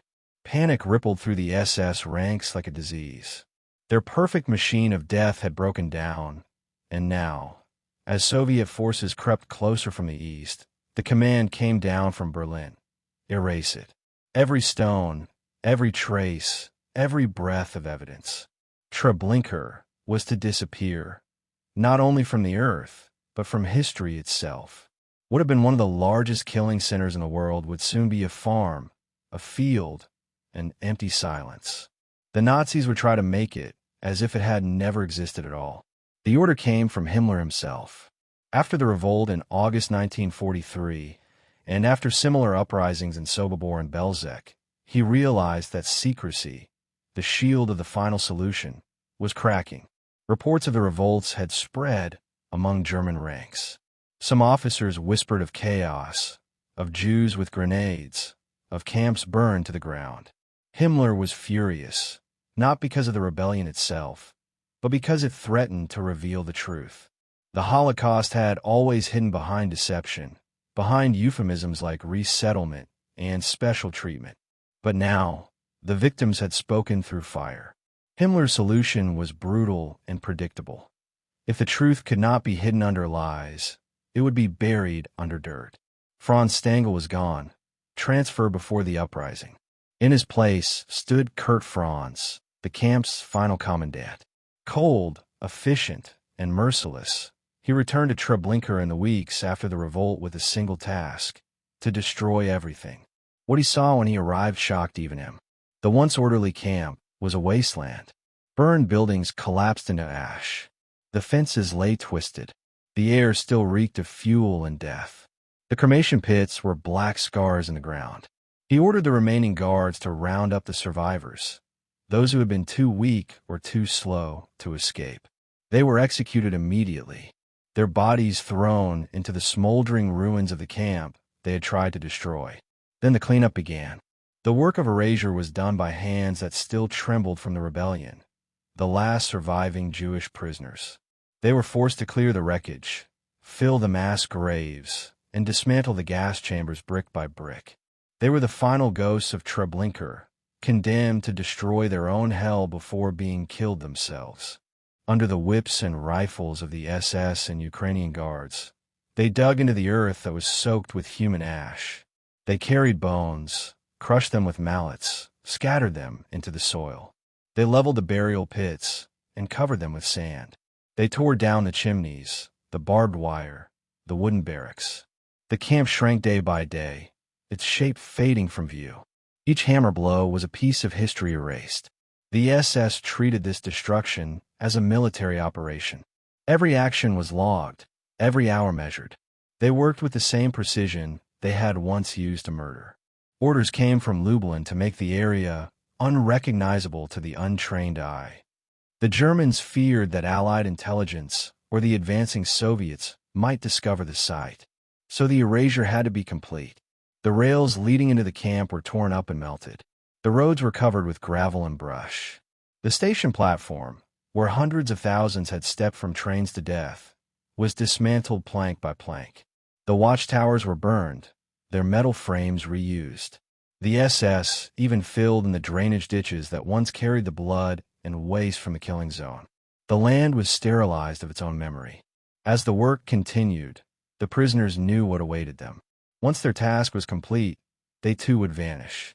Some tried to slow the destruction, to leave traces behind. A carved symbol under a wall, a piece of wood with initials, a shard of pottery buried deep in the soil. They knew no one might ever find them, but still they tried. To remember was rebellion. To leave even a fragment of proof was to fight. When the last wall fell and the final grave was leveled, the SS lined them up beside a pit and shot them. Their bodies were buried under the very ground they had cleaned. Then, with the site cleared, the SS moved to the final stage of erasure, disguise. A farmhouse was built on the grounds of the former camp. A Ukrainian guard was installed there with his family. Chickens wandered where gas chambers once stood. A pigsty replaced the undressing barracks. Fields of rye and potatoes grew over the ashes of a million lives. To any passerby, it looked like a quiet rural homestead. The air still smelled strange, but in wartime, no one asked questions. The locals called it a German farm and kept their distance. Those who had heard rumors about what had happened there whispered quietly, but most chose silence. It was safer that way. The SS officers who had run Treblinka left with their pockets full. They returned to Lublin or Berlin, bringing with them stolen gold, watches, and furs. Some were reassigned to other fronts. Others were sent to Italy or Croatia, where the machinery of killing continued under new names. They believed Treblinka was finished, buried forever under the weight of its own destruction. In a sense, they were right. No structure survived, no sign remained. But the land itself remembered. Beneath the crops, the soil was mixed with bone. When it rained, the earth wept black water. When the wind blew, it carried the faint scent of smoke. The ground was alive with ghosts. The attempt to erase Treblinka was part of a broader Nazi campaign known as Sonderaktion 1005. Across occupied Poland, the SS sent special units to exhume mass graves and destroy evidence. They burned bodies, scattered ashes, and dismantled camps. Belzec was flattened. Sobibor was hidden. Even Auschwitz began burning its archives. The Nazis believed they could outsmart time, that if they destroyed enough paper and bone, history itself would forget. They underestimated memory. They underestimated the human need to bear witness.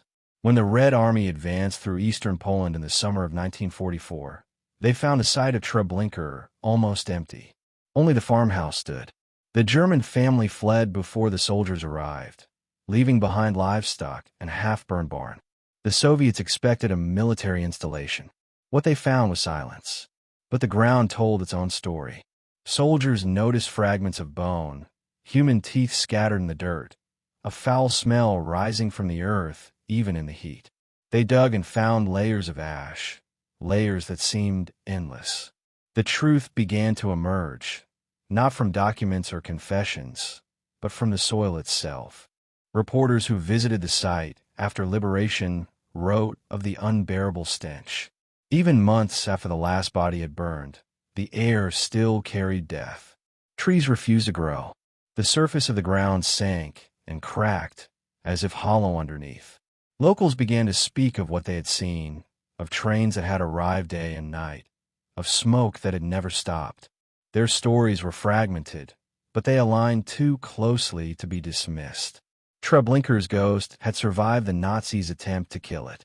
After the war, Allied investigators and Polish authorities began to piece together the evidence. They collected testimonies from survivors like Samuel Willenberg and Richard Glazer, who returned to the site to point out where buildings had once stood. They led investigators to the fields where the gas chambers had been, the pits where the bodies had burned. The investigators dug and found what the SS had failed to destroy: burned bone fragments, charred wood, melted glass, buttons, coins, and jewelry. Among the ruins, they found a child's toy. It was small, blackened by fire, but unmistakably human. The Nazis had erased the buildings, but not the truth. In courtrooms years later, the SS men who had run Treblinka claimed ignorance. They said they were only following orders, that they had no idea how many had died. They pointed to the absence of buildings, the lack of physical evidence, as if emptiness itself were proof of innocence. But survivors stood before judges and told their stories. They described the platform, the undressing yard, the gas chambers, the pits, the flames. Their memories filled the void the Nazis had created. Every word they spoke rebuilt what had been torn down. Kurt Franz was captured in 1963, decades after the camp's destruction. He smiled in the courtroom, calm and confident, until the evidence was laid before him. Photos from his own album, images of the camp he called beautiful. He had captioned them with jokes and songs. One photo showed him standing beside his dog, Barry, near the gas chambers. Another showed prisoners lined up in the yard. He claimed they were workers, not victims. But the survivors recognized the faces. His denial collapsed under the weight of memory. He was sentenced to life in prison, though no sentence could measure what he had done. Treblinka itself remained barren for years. Nature began to reclaim it, slowly and unevenly. Wild grass grew over the old pits. The farmhouse collapsed into ruin. Villagers avoided the place. They said the ground moaned at night, that animals refused to graze there. It became a forbidden place, heavy, with unseen eyes. Only in the 1960s did Poland begin building a memorial, an immense stone monument standing in silence over the field of ash. No names, no graves, just the raw, endless weight of what had happened. The stones around it represented the destroyed communities of Poland, each engraved with the name of a town whose Jews had perished. Together, they formed a graveyard without bodies, a city of the dead carved into stone. The Nazis had believed they could erase Treblinka by destroying its physical form. But they failed to understand that history is not built only from bricks. It is built from memory. The survivors carried it in their voices, the investigators in their reports, the land in its soil. Each bore witness in a different way. The SS buried bones. History unearthed them. They planted crops. Truth grew instead. They built a farmhouse. Time turned it to dust. The erasure of Treblinka revealed something deeper about the Nazi mind. Their cruelty was not content with murder. It demanded silence, demanded that even memory die. They wanted not just to kill people, but to kill the evidence of their existence. In their arrogance, they believed they could unmake what they had done. They wanted to commit the perfect crime, one that left no trace. But in the end, their perfection became their flaw. The meticulous records they kept, the precision of their orders, the efficiency of their killings, all became evidence. Their own obsession with control preserved the truth they tried to hide. In the years that followed, survivors returned to Treblinka not as victims, but as witnesses. They walked through the fields, touching the earth that had swallowed their families. They wept, prayed, and placed stones on the ground, a Jewish tradition for honoring the dead. Each stone was a testimony, a defiance of the erasure. The silence that the Nazis had built became sacred, a silence that spoke louder than words. Standing there today, Treblinka looks ordinary. A forest of stones, a quiet field under the Polish sky. Birds sing. The wind rustles the grass. There are no walls, no buildings, no fences. But if you listen closely, you can hear what remains. The heartbeat of memory beneath the soil, the breath of a million lives that refuse to be forgotten. The Nazis try to erase it. History answered by engraving it into the conscience of humanity forever. The attempt to destroy Treblinka failed because memory cannot be killed. It can be buried, it can be denied, it can be silenced for a time, but it endures. The ashes still hold truth. The air still holds the whispers of those who walked into that place, believing they were going to live. The ground itself, stained with their blood, became the final witness. No bulldozer, no fire, no light could silence it. Treblinka's erasure stands as the final act of Nazi desperation. The moment when even the murderers realized that what they had done could not be hidden forever. They destroyed the camp, but in doing so, they proved its existence. The emptiness they left behind became evidence. The silence became a scream. And from that silence, the world learned that even when history is buried under ashes, the truth finds its way back to the light. The ghosts of Treblinka do not rest quietly. They linger in the wind that crosses the fields, in the stones that mark no names, in the stories told by those who lived when they were not supposed to. The Nazis tried to erase everything. What they left instead was eternal memory. Chapter 12, The Reckoning, Justice and Memory. When the war finally ended, Europe was a graveyard with no boundaries. The silence that followed was heavier than the noise that had come before it. Cities were rubble, nations were fractured, and millions were gone. Some buried, some vanished, some reduced to ash. In the chaos of victory and loss, the full truth of Treblinka was still buried under soil and smoke. The Nazis had destroyed the camp, planted trees, and built a farm over the dead. To most of the world, Treblinka was just another name in a war that had produced too many. But for the few who survived, silence was not an option. They carried with them the voices of nearly 1 million murdered souls. And their mission was clear. The world had to know. When Soviet troops first entered the region in the summer of 1944, they found little more than open fields and a farmhouse. The Nazis had done their work well. There were no buildings, no barbed wire, no chimneys, just a faint smell of death still clinging to the air. Local villagers whispered about the strange smoke that had once filled the sky, about trains that came full and left empty, about cries that carried through the trees. But in war-torn Europe, every village had its stories, every forest its ghosts. It took time before investigators realized what Treblinka really was. Polish and Soviet commissions began digging. They found ashes mixed with sand, fragments of bone, teeth, coins, jewelry. They found the outline of pits too large to comprehend. In 1 square meter of earth, there were hundreds of remains. The ground had absorbed them like water. Nothing was whole. Everything was scattered. The investigators stood in silence as they unearthed the evidence. No words could describe it. They wrote their reports in numbers, in dry language that could never capture the smell, the weight, the enormity. They called Treblinka what it was, a death factory. But even that word felt too small. While soldiers uncovered the physical remains, another kind of excavation began, the excavation of truth. Survivors who had escaped during the uprising slowly emerged from hiding.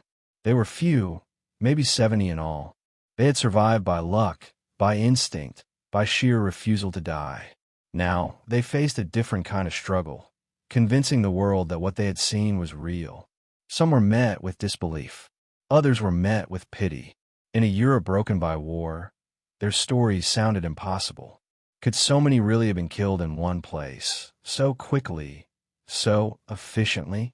The answer lay buried under the fields of Treblinka, but it would take years for the world to listen. In Nuremberg, the Allies began their great trial of Nazi leaders. The word genocide entered human language for the first time. Documents, photographs, and testimony poured in from across Europe. Auschwitz, Majdanek, Dachau, these names became symbols of evil. But Treblinka remained elusive. There were no ruins, no chimneys, no buildings left to show the scale of what had happened. Only a handful of survivors stood as living proof. Men like Samuel Willenberg, Jan Kiel Wiernik, and Richard Glaser took the stand and described the camp from memory. The train platform, the undressing yard, the path to the gas chambers, the smell of death that never left. Their words were the architecture of remembrance, rebuilding what the Nazis had tried to erase. The judges listened in silence. Wiernik's voice shook as he described how he had been forced to burn bodies, how the fires burned day and night, how the guards joked as children were led to die. He held nothing back. When asked why he had survived, he said, "So I could tell you." That single sentence became the heart of Treblinka's reckoning. Every survivor who spoke carried the same burden, not just to remember, but to force others to see. But justice was uneven. The men who had run Treblinka scattered like ash on the wind. Many vanished into new identities, new countries, new lives. Odilo Globoknik, the mastermind of Operation Reinhard, was captured by the British in May 1945, but took poison before he could be questioned. Christian Worth, the brutal overseer of the extermination program, had already been killed by partisans in Italy. Dr. Irmfried Eberl, Treblinka's first commandant, hanged himself in his cell before trial. Franz Stangl, the man who turned Treblinka into a perfectly functioning machine of death, escaped to South America using the same routes that sheltered hundreds of Nazis. For years, he lived under a false name in Brazil, working quietly, blending into the world he had tried to reshape with fire. It wasn't until 1967, more than 2 decades after the war, that justice finally caught up to him. Simon Wiesenthal, the relentless Nazi hunter, had tracked Stangl down in Sao Paulo. When Austrian journalist Gitta Serini later interviewed him in prison, Stangl was calm, polite, articulate. He spoke not like a monster, but like a bureaucrat. When she asked him if he had known he was killing people, he replied, "My conscience is clear. My job was to maintain order." Those words, cold and unrepentant, revealed the terrifying truth. Evil did not need rage or hatred to thrive. It needed only obedience. Stangl was extradited to West Germany, where his trial in 1970 brought Treblinka back into the world's attention. The courtroom was filled with silence as survivors faced him. He listened to their testimonies with little emotion. When Samuel Willenberg took the stand, he stared directly at the man who had overseen his torment. Willenberg described the bodies piled in pits, the screams, the smoke, the flames. "You built hell," he said. Stangl looked down and said nothing. He was convicted of the murder of nearly 900,000 people and sentenced to life imprisonment. He died in his cell the following year, having admitted only one thing before his death: "My guilt is that I was there." Kurt Franz, Treblinka's final commandant, was arrested a few years earlier in 1963. When police raided his home, they found a photo album he had kept from his time in the camp. It was filled with smiling pictures, SS officers laughing, playing with dogs, eating meals. In the background of some photos, smoke rose faintly over the trees. He had titled the album "Beautiful Times." Those photographs, shown at his trial, became some of the most chilling evidence of all, proof that the men who committed these crimes lived in 2 worlds, one of ordinary pleasure and one of unspeakable cruelty. Franz, too, was sentenced to life in prison. But for many of the guards and administrators who had worked at Treblinka, justice never came. Some were killed in battle, some escaped to anonymity, some lived long lives under false names. The world moved on. The Cold War began, new enemies emerged, and the memory of the extermination camps faded from daily consciousness. Only the survivors kept it alive. They wrote, they spoke, they testified. They stood in classrooms and courtrooms and museums, repeating the same words again and again, until the world could no longer look away. In the early 1960s, Poland built a memorial on the site of Treblinka. The design was simple but overwhelming.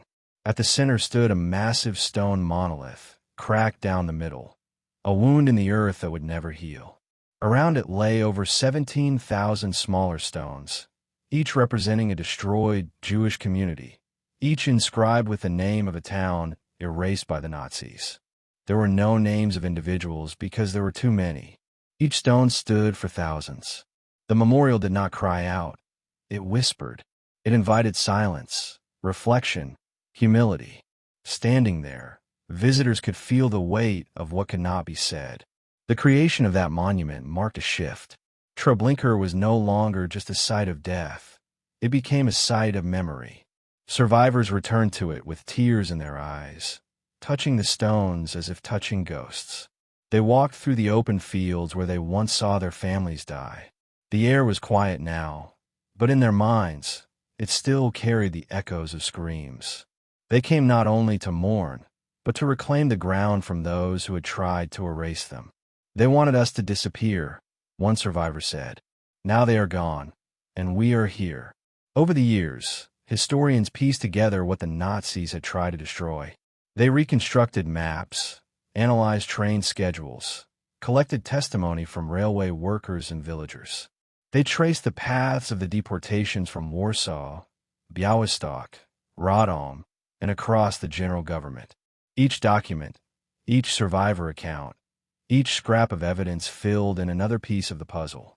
Slowly, Treblinka emerged from the ashes, not as a myth, but as a meticulously documented reality. But remembrance is not static. As decades passed, new generations began to visit the memorial, many of them born long after the war. They came with cameras and notebooks, trying to understand something that defied understanding. For them, Treblinka was not history, it was warning. It showed how ordinary people, in the name of ideology and obedience, could turn fields into furnaces and neighbors into numbers. It showed how lies could build an empire, and how silence could sustain it. And it showed, too, that even in the face of annihilation, the human spirit could still resist, could still remember. For the survivors who lived long enough to see that remembrance take root, there was both pride and sorrow. Pride that the world finally listened, sorrow that it had taken so long. Many spoke of how hard it was to live after Treblinka, to rebuild families, to find meaning. Some could never fully escape the memories. They woke at night to the sound of phantom trains, to the smell of smoke that wasn't there. Others found purpose in telling their stories, in teaching the young. They knew that memory was fragile, and that forgetting was a second death. As the 20th century drew to a close, Treblinka became part of the global language of remembrance. It stood alongside Auschwitz, Sobibor, and Majdanek as symbols of the darkest chapter in human history. Scholars wrote books. Filmmakers created documentaries. Teachers brought students to walk the same soil. Each act of remembrance was a form of justice, a way to ensure that the victims remained more than numbers, more than statistics. They became names again, faces again, lives again. But justice, even when it came, could never be enough. No verdict, no memorial, no apology could undo what had been done. The survivors understood this better than anyone. When asked what justice meant, one of them said, "Justice is not to forget." Another said, "Justice is to speak their names." In that sense, the reckoning with Treblinka is still ongoing. It happens every time someone learns the truth, every time a name is read, every time a child asks why. Treblinka's story continues to evolve because history itself is alive. New documents emerge, new voices are heard, but the essence remains unchanged. It is a story of how easily humanity can fall and how hard it must fight to rise again. It is the story of how the world can be complicit through silence and how truth, once spoken, can never be buried. The reckoning that began after the war has not ended. It lives in the stones of the memorial, in the pages of testimonies, in the trembling voices of the last survivors. It reminds us that the crime of Treblinka was not only the murder of people, it was the attempted murder of truth. And truth, like the dead, always finds a way to return. Standing at Treblinka today, one can feel the weight of that return. The ground seems still, but beneath it lies the pulse of a million silenced hearts. The air carries no sound, but in the wind, you can almost hear the whisper.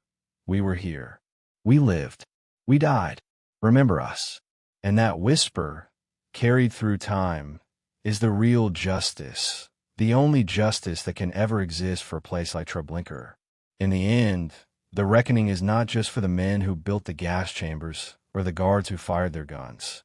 It is for humanity itself, for every generation that inherits the responsibility to look at Treblinka and say, never again. Not as a slogan, but as a vow written into conscience. Because the true memorial to Treblinka is not the stones that mark its ground. It is the memory that lives within those who refuse to forget.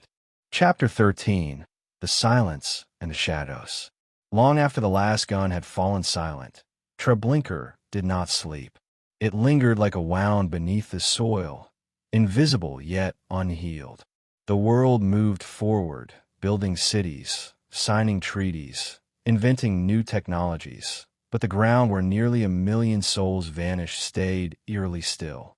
There were no walls left, no chimneys, no barbed wire, just grass and wind, and an emptiness that seemed to echo louder than sound. For decades, people spoke of Treblinka in whispers, as if saying its name too loudly might awaken something buried beneath the fields. Yet even in that silence, shadows moved. They were the memories that refused to die, the stories that demanded to be told, and the haunting truth that the world, despite its promises, was already beginning to forget. In the years after the war, memory was fragile. Europe was exhausted. The cities that survived were rebuilding, and those that didn't were starting again from ruins. The survivors of Treblinka, scattered across continents, carried the camp inside them like a scar that could not be seen but never stopped aching. Many cannot speak of it at all. They try to build new lives, to have families, to laugh again, to work again, to be normal. But Treblinka was always there, in the smell of smoke from a fireplace, in the sound of a train whistle in the night. For some, even the sight of a uniform or a railway station could bring the past roaring back. The war had ended, but the camps lived on in the minds of those who survived them. For a time, the world did not want to listen. The early years after the Holocaust were filled with silence, not out of cruelty, but out of exhaustion and fear. People wanted to move on, to rebuild, to forget the horror that had consumed Europe. Survivors who spoke were often met with disbelief or discomfort. You must be mistaken, some said. It couldn't have been that bad. Others listened politely, then changed the subject. The truth of Treblinka was too heavy to carry, too vast to grasp.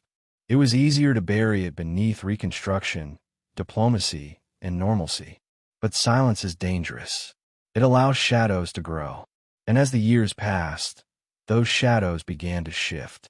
In some parts of the world, people started to doubt. They questioned numbers, questioned memories, questioned whether the gas chambers had existed at all. Denial crept in like a slow, cold fog, subtle at first, then bold. Books appeared, articles written by those who had never seen the camps, claiming that the Holocaust was exaggerated or fabricated. The same world that once promised never again found itself battling the ghosts of ignorance and hate. For the survivors, this denial was a second death. They had already lost their families, their homes, their childhoods. Now they were losing their truth. Men like Samuel Willenberg, who had escaped Treblinka's uprising, spent the rest of their lives fighting against that darkness. He became a sculptor, shaping figures from bronze to give form to those who had vanished. Each statue, each trembling face, each outstretched hand was an act of defiance. His art was memory made visible. In interviews, his voice trembled, but his words were iron. "If I don't speak," he said, "then Treblinka wins again." In Poland, for many years, Treblinka remained a quiet, neglected field. Farmers plowed near it, children played in the distance, and travelers passed without knowing what lay beneath their feet. The memorial, built in the 1960s, stood as a solemn reminder, but even it could not capture the full weight of what had happened. No monument could. The true memorial lived underground, in the ashes, in the teeth, in the fragments of bone that surfaced after every heavy rain. Locals said that after storms, the soil would release tiny pieces of the dead, as if the earth itself refused to keep it secret. In the 1970s and 1980s, archaeologists and historians began to return to Treblinka. They wanted to uncover what had been buried, not out of morbid curiosity, but to ensure that no one could ever deny it again. But excavation was difficult, both technically and emotionally. To dig at Treblinka was to disturb sacred ground. The team moved carefully, inch by inch, uncovering evidence that defied erasure. Fragments of tile from the gas chambers, stamped with Star of David patterns, proof that the Nazis had disguised death as a bathhouse. Pieces of glass from spectacles, metal clasps from suitcases, burnt coins from Jewish ghettos hundreds of kilometers away. Each object told a story. Each was a voice whispering from the dark, "We were here." Yet even as history was being unearthed, memory itself was changing. The survivors were growing old. Many passed away quietly, their stories half told, their memories fading like old film. Historians realized they were racing against time. They recorded interviews, filmed testimonies, transcribed every word. What had once been silence became a flood of voices, raw, trembling, unfiltered truth pouring out after decades of restraint. In those recordings, you could hear the pauses where words failed, the tremors in voices that had seen too much. But even in that pain, there was strength. Each survivor's story became a bridge between generations, a light cutting through the shadows of denial. Treblinka also became a mirror for humanity, a reflection of what people are capable of when morality collapses and obedience replaces conscience. Scholars studied the camp, not just as history, but as a warning. They examined how educated men could design systems of mass murder with the precision of engineers, how ordinary villagers could turn away as smoke rose from the forests, how silence could kill as effectively as bullets. Treblinka became more than a place. It became a symbol of the darkest potential within civilization itself. But for those who had lost everything there, the camp was not a lesson. It was personal. Survivors often described dreaming of the faces they could no longer remember. Their mothers, brothers, children. Time blurred the details, but the emotions remained sharp. One survivor said that every time he closed his eyes, he could still see the gates, hear the dogs barking, smell the burning. He said memory was both a blessing and a curse. Without it, the victims would be forgotten. With it, he could never truly live. The shadows of Treblinka stretched beyond Poland. In Israel, the United States, and across Europe, its name became synonymous with the word void. Unlike Auschwitz, which had been captured in photographs and liberated with survivors still inside, Treblinka left almost nothing behind. It was a hole in history, an abyss. And in that abyss, people saw whatever they needed to see: grief, guilt, denial, or understanding. For Germany, it was a mirror of shame. For Poland, it was a scar on its soil. For the world, it was a warning about what silence and hatred could create when left unchecked. Yet amid the darkness, there were lights, small, human lights. Polish villagers who had hidden escapees at the risk of their own lives. Priests who preserved Jewish prayer books found in ruins. Historians who devoted their lives to teaching the truth. And in recent years, new generations of Germans and Poles visiting the site, standing quietly, heads bowed, trying to comprehend. The silence that once hid the crime now became a silence of reverence. Still, the shadows never fully disappear. Even now, decades later, anti-Semitism and denial crawl back into public speech. Conspiracy theories spread online, mocking or questioning what happened. The same lies, repackaged for a new age. But every time a survivor's testimony is played, every time a student walks through Treblinka's memorial stones, those lies are pushed back into the dark. Truth may bend under time, but it never breaks.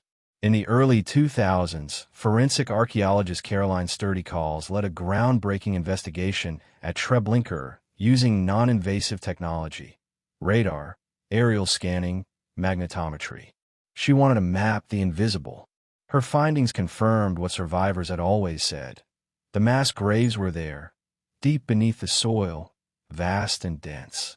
Her research uncovered structures buried under the farmhouse site, including foundations that matched descriptions of the gas chambers. Science had finally caught up with memory, proving what denial had tried to erase. When she spoke about her findings, she said, "The earth does not lie." As the 21st century moved on, Treblinka transformed again. It became a place of pilgrimage, not just for Jews, but for anyone seeking to understand the capacity of evil and the endurance of truth. School groups walked the same paths where victims once marched. Scholars gathered to discuss lessons of genocide prevention. Artists, poets, and musicians tried to capture the silence in their own ways. The memorial, once cold and empty, began to breathe again, not with life, but with remembrance. But memory is not static. It shifts, it fades, it evolves. The challenge now is not uncovering the past, but protecting it from distortion. As survivors die, the responsibility passes to those who never saw the camps, but refuse to let them vanish. Museums digitize archives. Teachers show documentaries. Filmmakers recreate the stories with trembling accuracy. Every generation builds a new bridge between the living and the dead. Each bridge stands on a simple foundation: empathy. Without it, history becomes numbers. With it, history becomes human. Standing at Treblinka today, one feels both peace and horror. The field is quiet, covered in grass and scattered stones. The forest hums softly with birds. Yet beneath the calm lies the heartbeat of a million ghosts. The stones seem to breathe. The wind carries whispers. The stillness is not absence, it is presence. Visitors often describe feeling watched, not in fear, but in sorrow. The dead are not gone. They are waiting to be remembered. For some, Treblinka represents despair, the lowest point humanity has ever reached. For others, it represents resilience, the proof that even in the face of total annihilation, people still fought, still prayed, still hoped. The uprising, the survivors, the memorial, the continued research, all of it forms a chain of defiance that stretches across time. The Nazis try to create eternal silence. Instead, they created eternal memory. The silence and the shadows are not enemies. They are reminders. They remind us that memory is fragile, that truth requires guardians, that evil thrives in darkness, but falters in light. Treblinka's story is not over because its warning is timeless.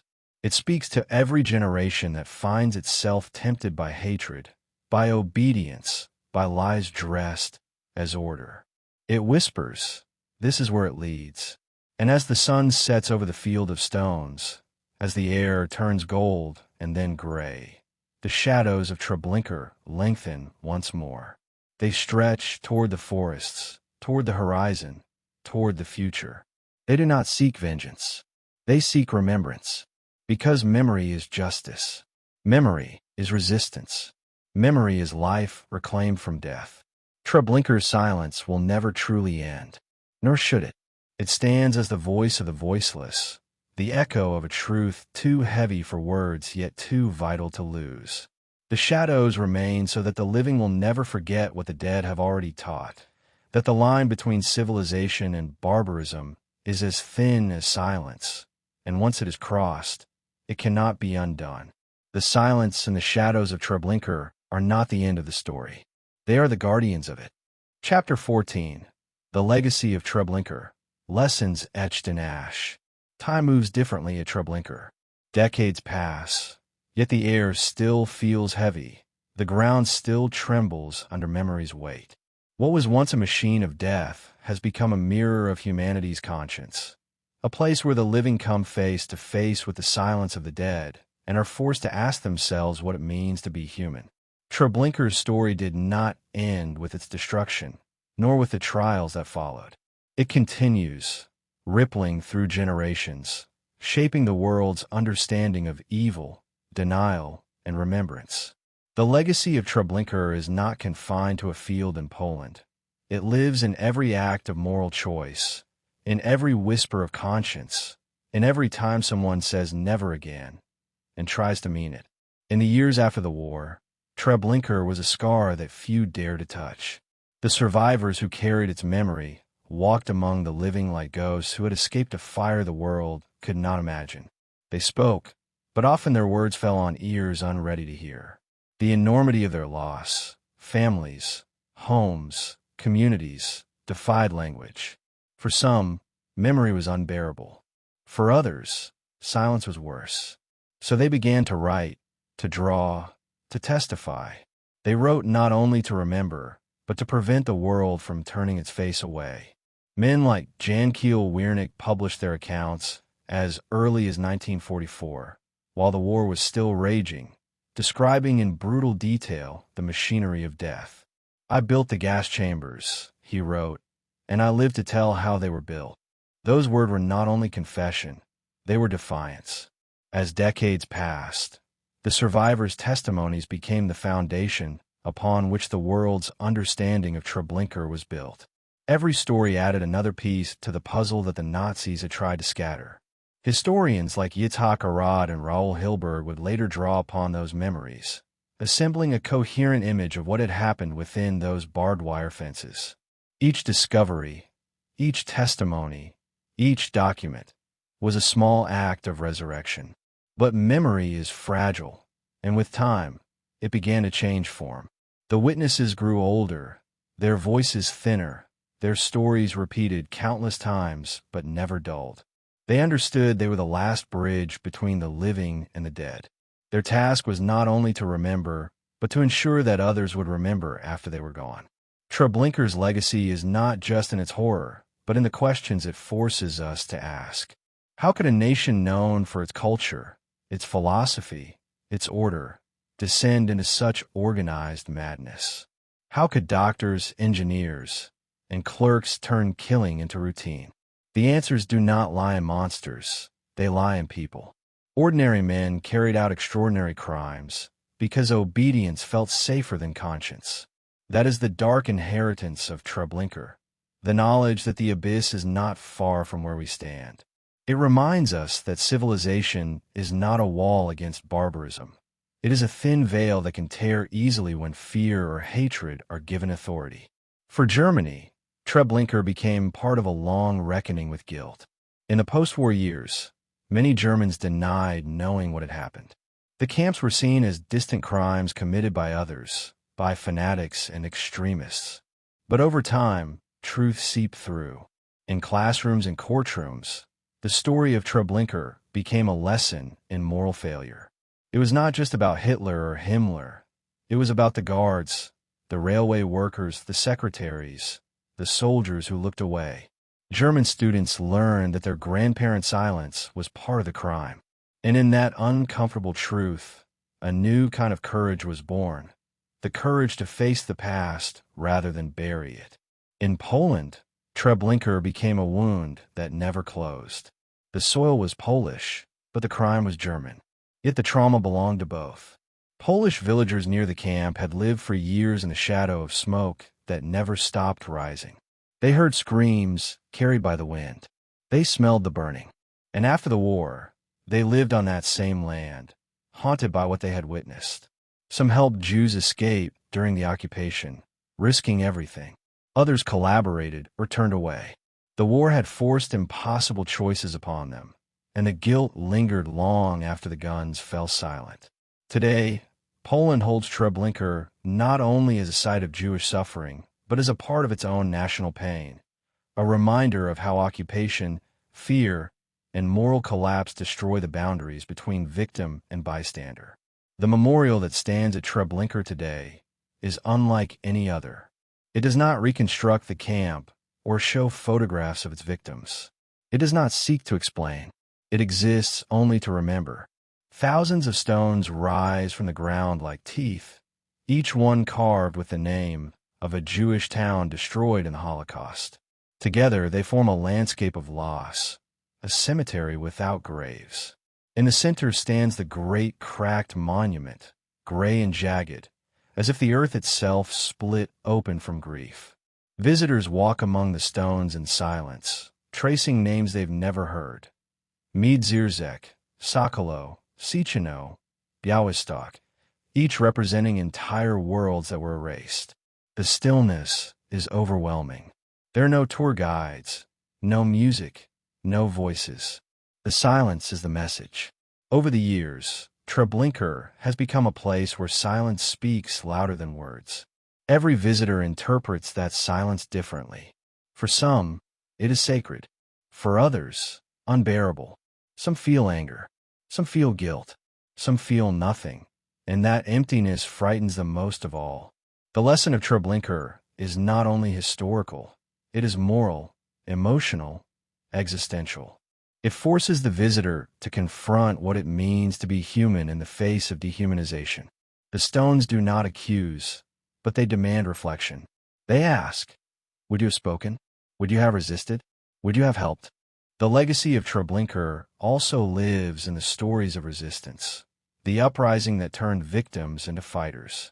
In classrooms and documentaries, the flames of August 1943 are retold not as a tragedy, but as a symbol of dignity reclaimed. It reminds us that even in a place built entirely for death, courage found a way to exist. When survivors spoke of the revolt, they did not describe it as victory.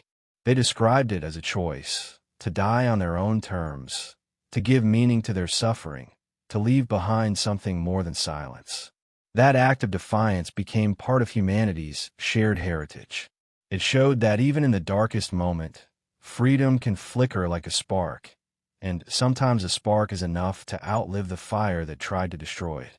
For later generations, Treblinka's legacy became a lesson written not in textbooks, but in conscience.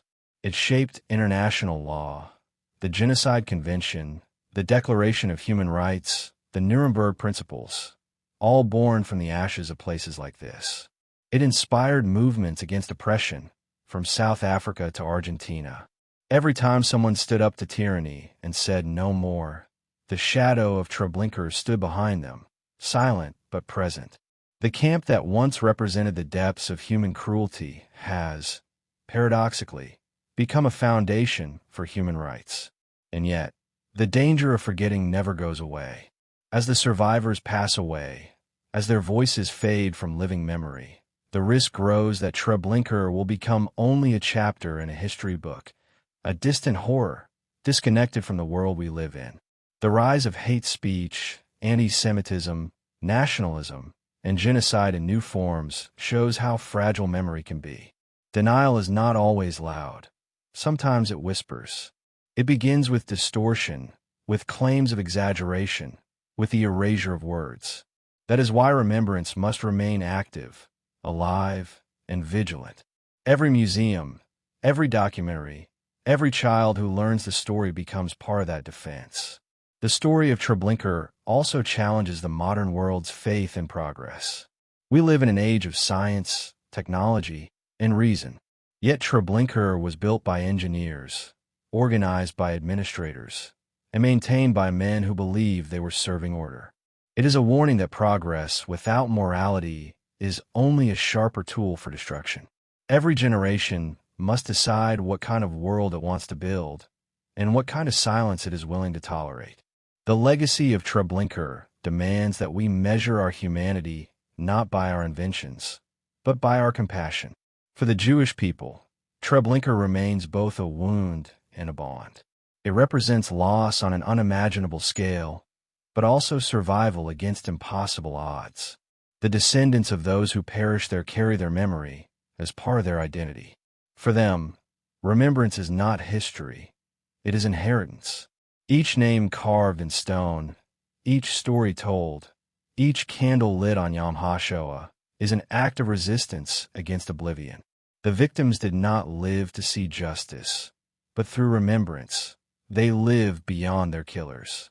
Even for those with no direct connection, Treblinka stands as a moral compass.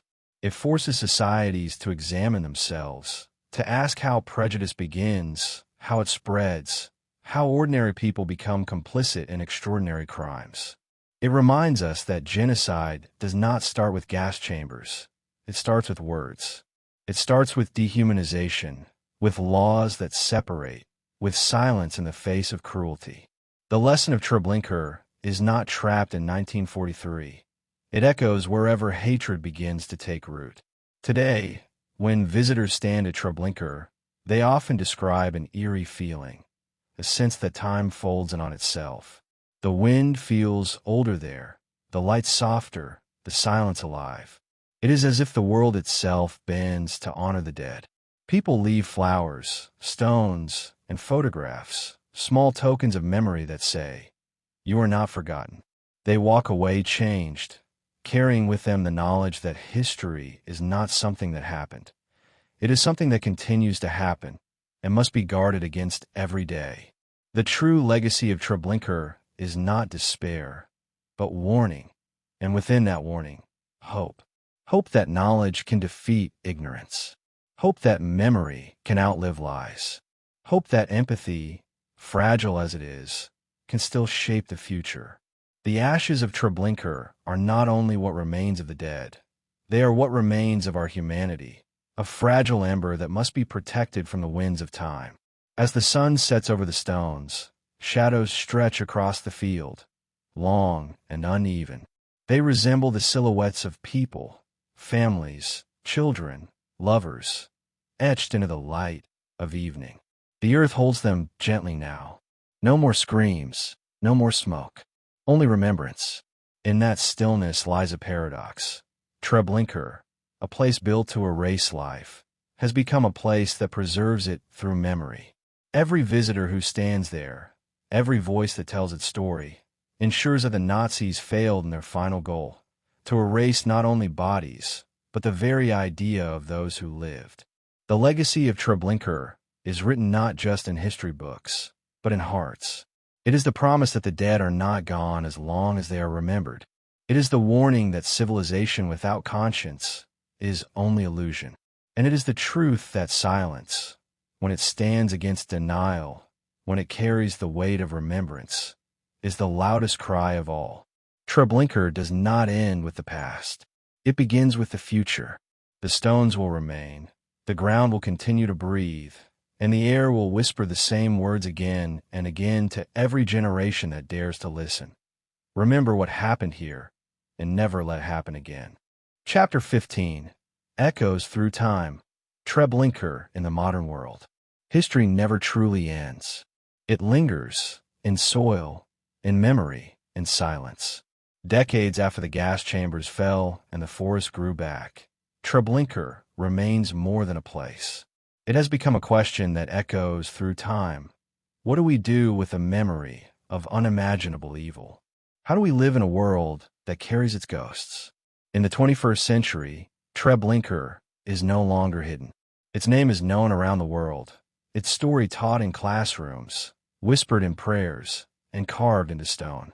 But as time stretches farther away from 1943 and the last survivors fade into history, the struggle to preserve its truth becomes more urgent than ever. The world remembers, but memory itself is fragile. Each year, visitors from across the world walk the narrow paths that cut through Treblinka's memorial. Students from Israel, Germany, America, and beyond arrive in silence. They carry flags, candles, stones. Some cry, some stand still, unable to speak. The guides tell them that this was not a camp built for living. It was built for erasing. They point to the stones rising from the grass like a forest of ghosts.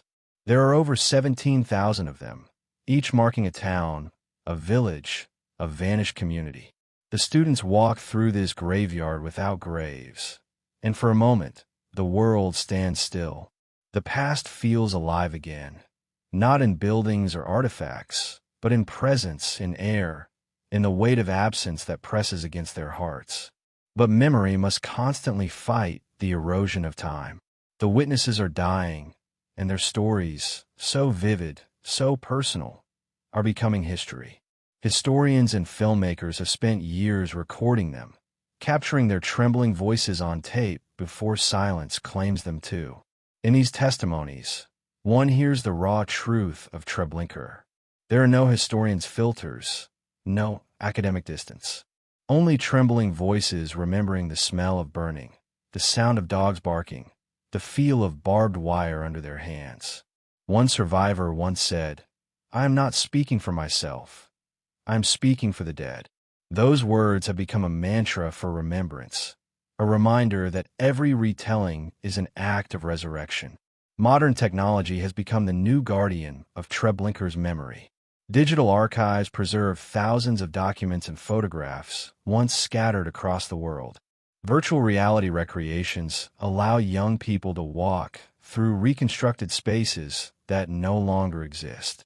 Artificial intelligence restores damaged testimonies, giving clarity to voices once lost and static.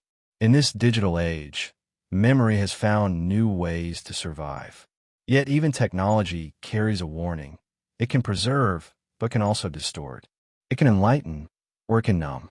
The danger is not only forgetting, but remembering without feeling.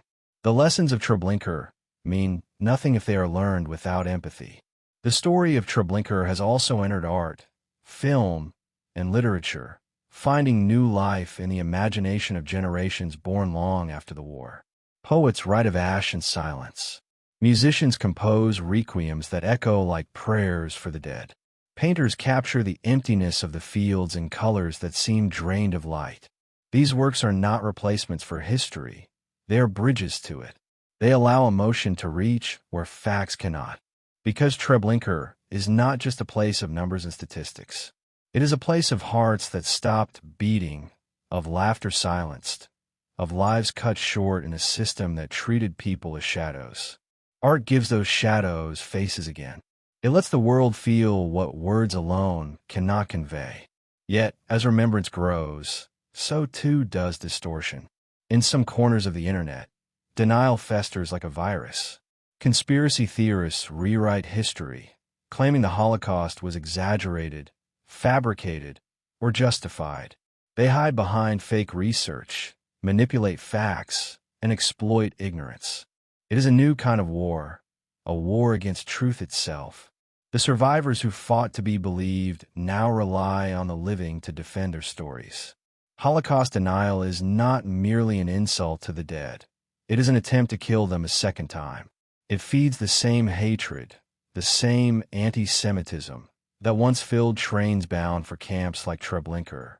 And so, remembrance has become resistance once again, not with weapons, but with education, vigilance, and courage. In Poland, Treblinka stands today as both memorial and warning. School children visit it not to learn only about Jewish history, but about human history, how prejudice and fear can turn ordinary men into murderers, and how silence can make accomplices of millions. Teachers tell their students that Treblinka is not a story of the past, but of the present, that the seeds of genocide are not planted in battlefields, but in words, in propaganda, in the slow poisoning of empathy. They remind them that the machinery of death begins long before the engines are built. It begins when humanity decides who is worthy of compassion and who is not. For modern Germany, Treblinka remains part of an ongoing reckoning. The country that once sought to erase others now teaches their memory with relentless honesty. German students visit the camps as part of their education. They read survivor memoirs. They listened to the last voices of those who lived through the inferno. The lessons they carry back are heavy, but essential. Germany's remembrance culture, its Stolperstein, or stumbling stones, placed outside homes of deported Jews, ensures that no city, no street, no doorstep remains untouched by the memory of loss. In that way, Treblinka's legacy stretches far beyond its borders, turning every act of remembrance into a small defiance against forgetting. But the echo of Treblinka reaches even further. Across continents, it has shaped the global understanding of genocide and human rights. It stands alongside Rwanda, Cambodia, Bosnia, and Darfur as a warning that never again is not a promise kept by history. It is a promise kept by people. Every time a government turns civilians into enemies, every time propaganda divides neighbor from neighbor, every time apathy greets injustice, the world edges closer to Treblinka again. Its lesson is not confined to one people, one nation, or one century. It belongs to humanity itself. For the descendants of survivors, Treblinka lives as both burden and inheritance. They did not experience the camps, but they carry their echoes. They grow up in homes where silence holds more stories than words. Some dedicate their lives to remembrance, becoming writers, educators, and historians. Others struggle with the weight of inherited trauma, feeling the presence of ghosts they never met. One second-generation survivor once said, "My mother never spoke of Treblinka, but I felt it in her quiet." That quiet, the absence of laughter, the pauses at dinner, the sudden tears, is the echo of Treblinka in modern lives. It shows how history never truly ends with the ones who lived it. Every few years, ceremonies are held at the site. Presidents, rabbis, priests, and survivors gather among the stones. They light candles, recite prayers, and place wreaths where the gas chambers once stood. The ceremony is always the same, solemn, simple, heavy with meaning. The survivors who can still travel arrive wrapped in blankets, holding canes, their faces lined by time. When they speak, their voices tremble but never falter. They thank the young for coming. They warn them never to forget. And as the prayers rise into the open sky, the forest falls silent, as if listening. The wind moves through the grass like a sigh, and for a moment, the past and the present exist together, one in life, the other in memory. But remembrance is not only about mourning. It is about responsibility. To remember Treblinka is to accept the duty of vigilance, the courage to confront injustice in all its forms. It means standing up when others stay silent, speaking truth when lies are easier. It means recognizing that the cruelty that built Treblinka was not a foreign disease. It was human. The same human hands that build homes and write music can also build fences and write laws of exclusion. The difference lies in choice. Treblinka forces every generation to ask, what would you choose? The camp's legacy also lives in the realm of ethics and philosophy. Thinkers like Primo Levi, though he survived Auschwitz, wrote words that echo deeply for Treblinka too. It happened, therefore it can happen again. That sentence has become one of history's most important warnings. It strips away the illusion that the world has moved beyond such evil. It reminds us that progress does not erase hatred, that technology does not erase cruelty. The lessons of Treblinka are timeless precisely because human nature is not. Today, when scholars and students visit the memorial, they often bring questions rather than answers. Why did no one stop it sooner? How could so many participate in killing? Why did the world stay silent for so long? Those questions have no easy answers, but they are essential. They keep the dialogue alive. They keep morality awake. In the act of asking, we resist the numbness that history can bring. Treblinka's true purpose now is not only to teach what happened, but to force the living to keep questioning why it happened and how to ensure it never will again. Even nature itself has joined the act of remembrance. The grass grows high in the summer, covering the stones like a blanket.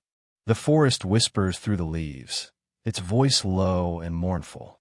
In the winter, snow falls silently, erasing the lines between earth and sky, as if trying to comfort what cannot be healed. Birds nest where once there were fences. Life has returned to Treblinka, but it is a fragile life, one that remembers death. Visitors say that the air feels different there, heavier, older.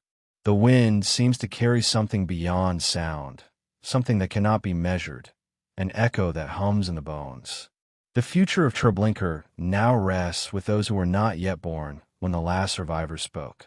It belongs to the students who will visit for the first time and feel the silence settle on them. It belongs to teachers who will show the documentaries, to writers who will turn testimony into story, to artists who will find beauty in sorrow without betraying its truth. It belongs to anyone who believes that memory is a shield, not a chain. Treblinka stands as proof that remembrance can triumph over erasure. The Nazis destroyed the camp, but not its truth. They buried the evidence, but not the memory.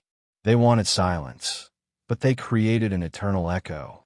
That echo now reverberates through time, reminding each generation that evil thrives not only on hatred but on indifference. The world does not descend into darkness all at once. It dims slowly, choice by choice, until the light is gone. Remembering Treblinka is how we keep that light alive. When the last survivor is gone, the stones will remain. The earth will remember. The digital archives will hum softly on servers scattered across the world. Children will grow up learning the word Treblinka, not as a mystery, but as a warning. And as long as one person stands before those stones, heart heavy but eyes open, Treblinka will continue to speak. The echo of Treblinka is not fading. It is transforming. It has left the forests of Poland and entered the global conscience. It whispers in classrooms, in films, in protests against tyranny. It lives in every act of courage that says, I will not look away. Because the true monument to Treblinka is not stone or steel. It is humanity's refusal to forget. It is the echo that continues to travel through time, growing quieter in sound but louder in meaning. And perhaps that is Treblinka's final paradox. It was built to end life, yet it continues to give meaning to life. It was meant to destroy memory, yet became memory's strongest voice. It was a place of finality, yet it became a beginning of awareness, of responsibility, of collective conscience. Treblinka's ashes scattered to the wind, but its truth settled deep into the human soul. And from that truth rises an eternal vow, carried through generations. Never again. Not here, not anywhere, not ever. Chapter 16, Never Again, the eternal vigil of memory. The forest around Treblinka stands quiet now, the wind moving softly through the trees, as if afraid to disturb the ghosts beneath. The earth breathes slow, heavy breaths, carrying with it the scent of pine and ash. There are no screams here anymore, no engines roaring, no footsteps on gravel, only the silence of time. But beneath that silence lies the heartbeat of history, steady and unyielding, reminding all who walk these grounds that memory is not simply something we inherit. It is something we must protect. Treblinka no longer kills, but it still speaks. Its voice is not made of sound. It is made of warning. And that warning has become the world's greatest responsibility. As generations pass, the phrase "never again" echoes like a prayer, whispered in classrooms, carved in a stone, repeated at memorials. But it is more than words. It is a promise written in the ashes of those who perished here. And like all promises, it demands action, not comfort. When people say never again, they speak not only of the Holocaust, but of every act of cruelty born from silence, hatred, and fear. Treblinka, more than any place on earth, embodies that fragile line between remembrance and oblivion. To forget is to cross it once more. The survivors knew this better than anyone. They spent their lives trying to bridge the distance between those who had lived and those who never would. They told their stories not to relive the past, but to anchor the future. Men like Samuel Willenberg, who had run through gunfire during the Uprising, dedicated the rest of his life to art and testimony. In his sculptures, twisted figures rose from metal, arms reaching skyward, faces frozen between agony and hope. He said he sculpted not for beauty, but for truth. "I want the world to see what I saw," he once said. "If I die and no one remembers, then it will happen again." Those words were not exaggeration. They were prophecy. For a time, the world listened. The post-war trials, the memorials, the museums, they gave form to grief and structure to remembrance. Yet as decades passed and survivors died, the urgency began to fade. History turned to education, and education, for many, turned to routine. Students memorized dates and names, but not meanings. The Holocaust became a chapter, a test question, a statistic. And Treblinka, once a wound that burned in the conscience of nations, risked becoming just another line in a history book. But Treblinka resists being forgotten. Its silence has a way of cutting through noise. It reappears in headlines, in the faces of new refugees, in the words of hate that never fully disappeared. History, it seems, is not circular. It is persistent. It waits for us to forget, and then it repeats itself. Every generation must rediscover Treblinka for itself. That is how memory survives, by being retold, reunderstood, refelt. The grandchildren of survivors now visit the site and feel the same chill their grandparents felt when speaking of it. They kneel before the stones and place pebbles in remembrance, a gesture older than the Holocaust itself. Each stone says, "I was here. I remember." The act is small, almost invisible, but it carries the weight of eternity. Because remembrance is not measured in monuments, it is measured in attention. The legacy of Treblinka has become a map of moral geography, one that the world still struggles to navigate. Every war, every genocide, every act of discrimination tests whether humanity has learned anything at all. Bosnia, Rwanda, Darfur, Syria, Ukraine. Each new atrocity is a crack in the vow of never again. Each one proves that evil does not disappear. It adapts. It finds new languages, new uniforms, new excuses. The world watches in horror, always promising afterward to do better. Yet Treblinka teaches that horror without action is just repetition in disguise. The phrase "never again" is not a slogan. It is a mirror, and it reflects what we choose to ignore. The silence of Treblinka is not the silence of peace. It is the silence of endurance. The stones do not forgive, and they do not forget. They are not meant to comfort. They are meant to confront. Each one represents a town erased, a family extinguished, a name no longer spoken. But together they form something greater than loss. They form defiance. When the Nazis destroyed Treblinka, they believed they were erasing everything: evidence, witnesses, memory. But in their destruction, they gave the place a new purpose. Treblinka became indestructible not through architecture, but through meaning. The absence itself became testimony. It taught the world that memory does not need walls. It needs will. Modern visitors often describe standing in Treblinka as standing at the edge of the world. There is no sound, no movement, only a vast stillness that seems to swallow time. For some, it is unbearable. For others, it is sacred. The silence forces them to confront something beyond comprehension. It strips away distraction, leaving only one truth. This happened. The ground does not lie. The earth, mixed with ash and bone, speaks more honestly than any document. It does not ask for belief, it demands it. And that demand extends beyond history into morality. If such evil was possible once, then vigilance must never sleep again. In recent years, as survivors passed away, a new kind of remembrance emerged. Digital archives preserve their voices, holograms allow them to answer questions, and their testimonies are projected into classrooms. Technology now does what time cannot. It keeps their word alive. Yet even this carries unease. Memory, turned into data, risks becoming distant, detached. It is one thing to hear a recording of a survivor. It is another to sit before them, to see the tremor in their hands, to feel their pain in the pauses between words. The digital age can preserve truth, but only the human heart can carry it forward. That is why remembrance must remain personal, emotional, and human. In Poland, efforts to protect and study Treblinka continue. Archaeologists still find fragments, buttons, coins, charred wood, reminders that the ground remains restless. Each discovery reignites the story, proving again that history cannot be buried. Every unearthed artifact is a small victory against denial, a quiet triumph over oblivion. The excavations are careful, respectful, often guided by rabbis and scholars, because this is not just archaeology, it is communion with the dead. Even now, more than 80 years later, Treblinka continues to reveal itself, as if unwilling to let the world rest in comfort.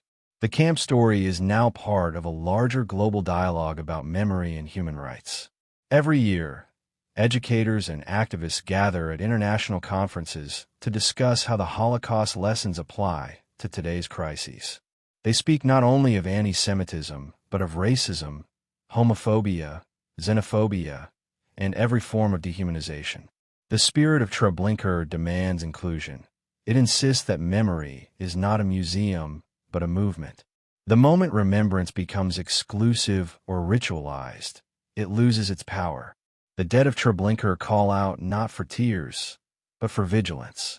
Their voices, carried through history, whisper the same message. You are all responsible for what happens next.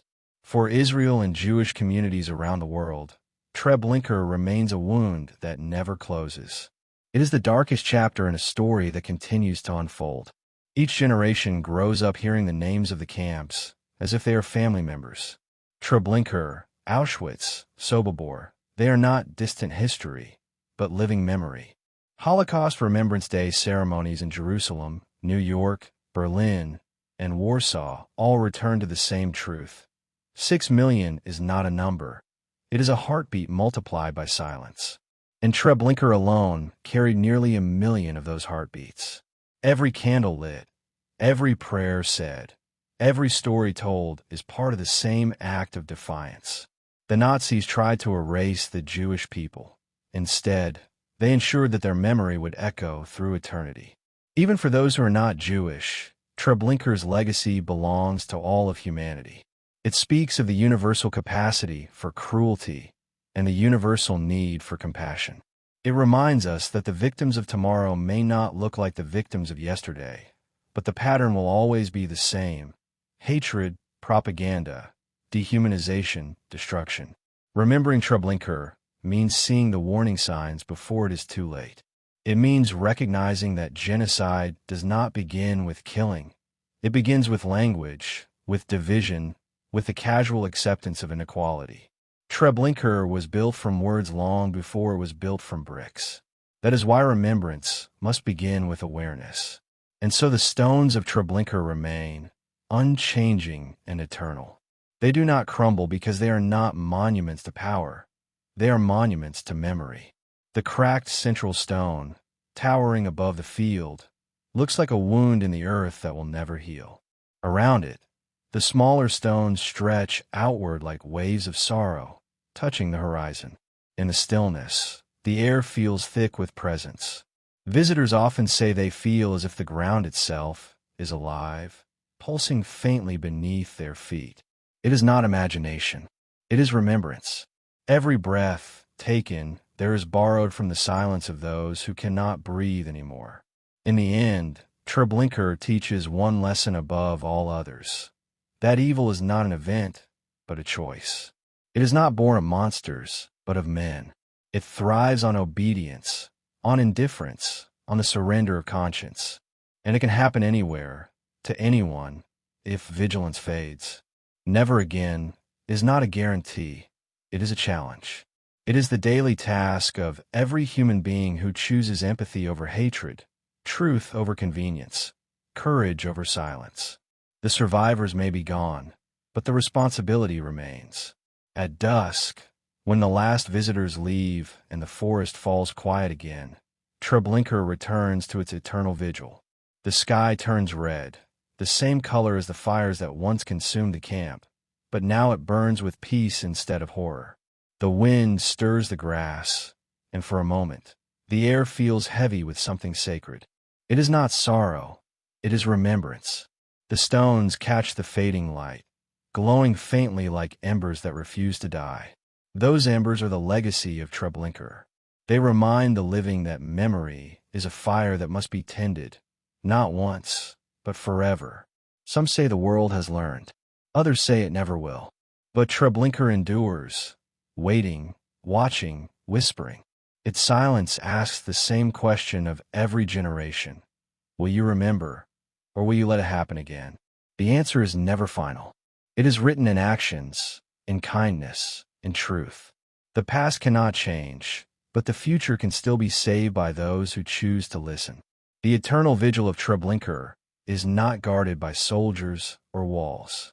It is guarded by memory, by the stories, the voices, the lessons passed from one heart to another. As long as someone stands beneath these trees and remembers what happened here, Treblinka lives not as a place of death, but as a teacher of life. It stands not as proof of despair, but as proof of endurance. For even in humanity's darkest hour, the light of truth survived. And that light, fragile but unbreakable, continues to burn in every soul that refuses to forget. As the last rays of sunset fade, Treblinka exhales one final whisper into the dusk. Remember us, not as victims, but as warnings, not as numbers, but as lives, not as ashes, but as truth. And somewhere in the distance, perhaps in the quiet heart of every person who listens, that whisper becomes a vow that has no end, because it must never end, never again.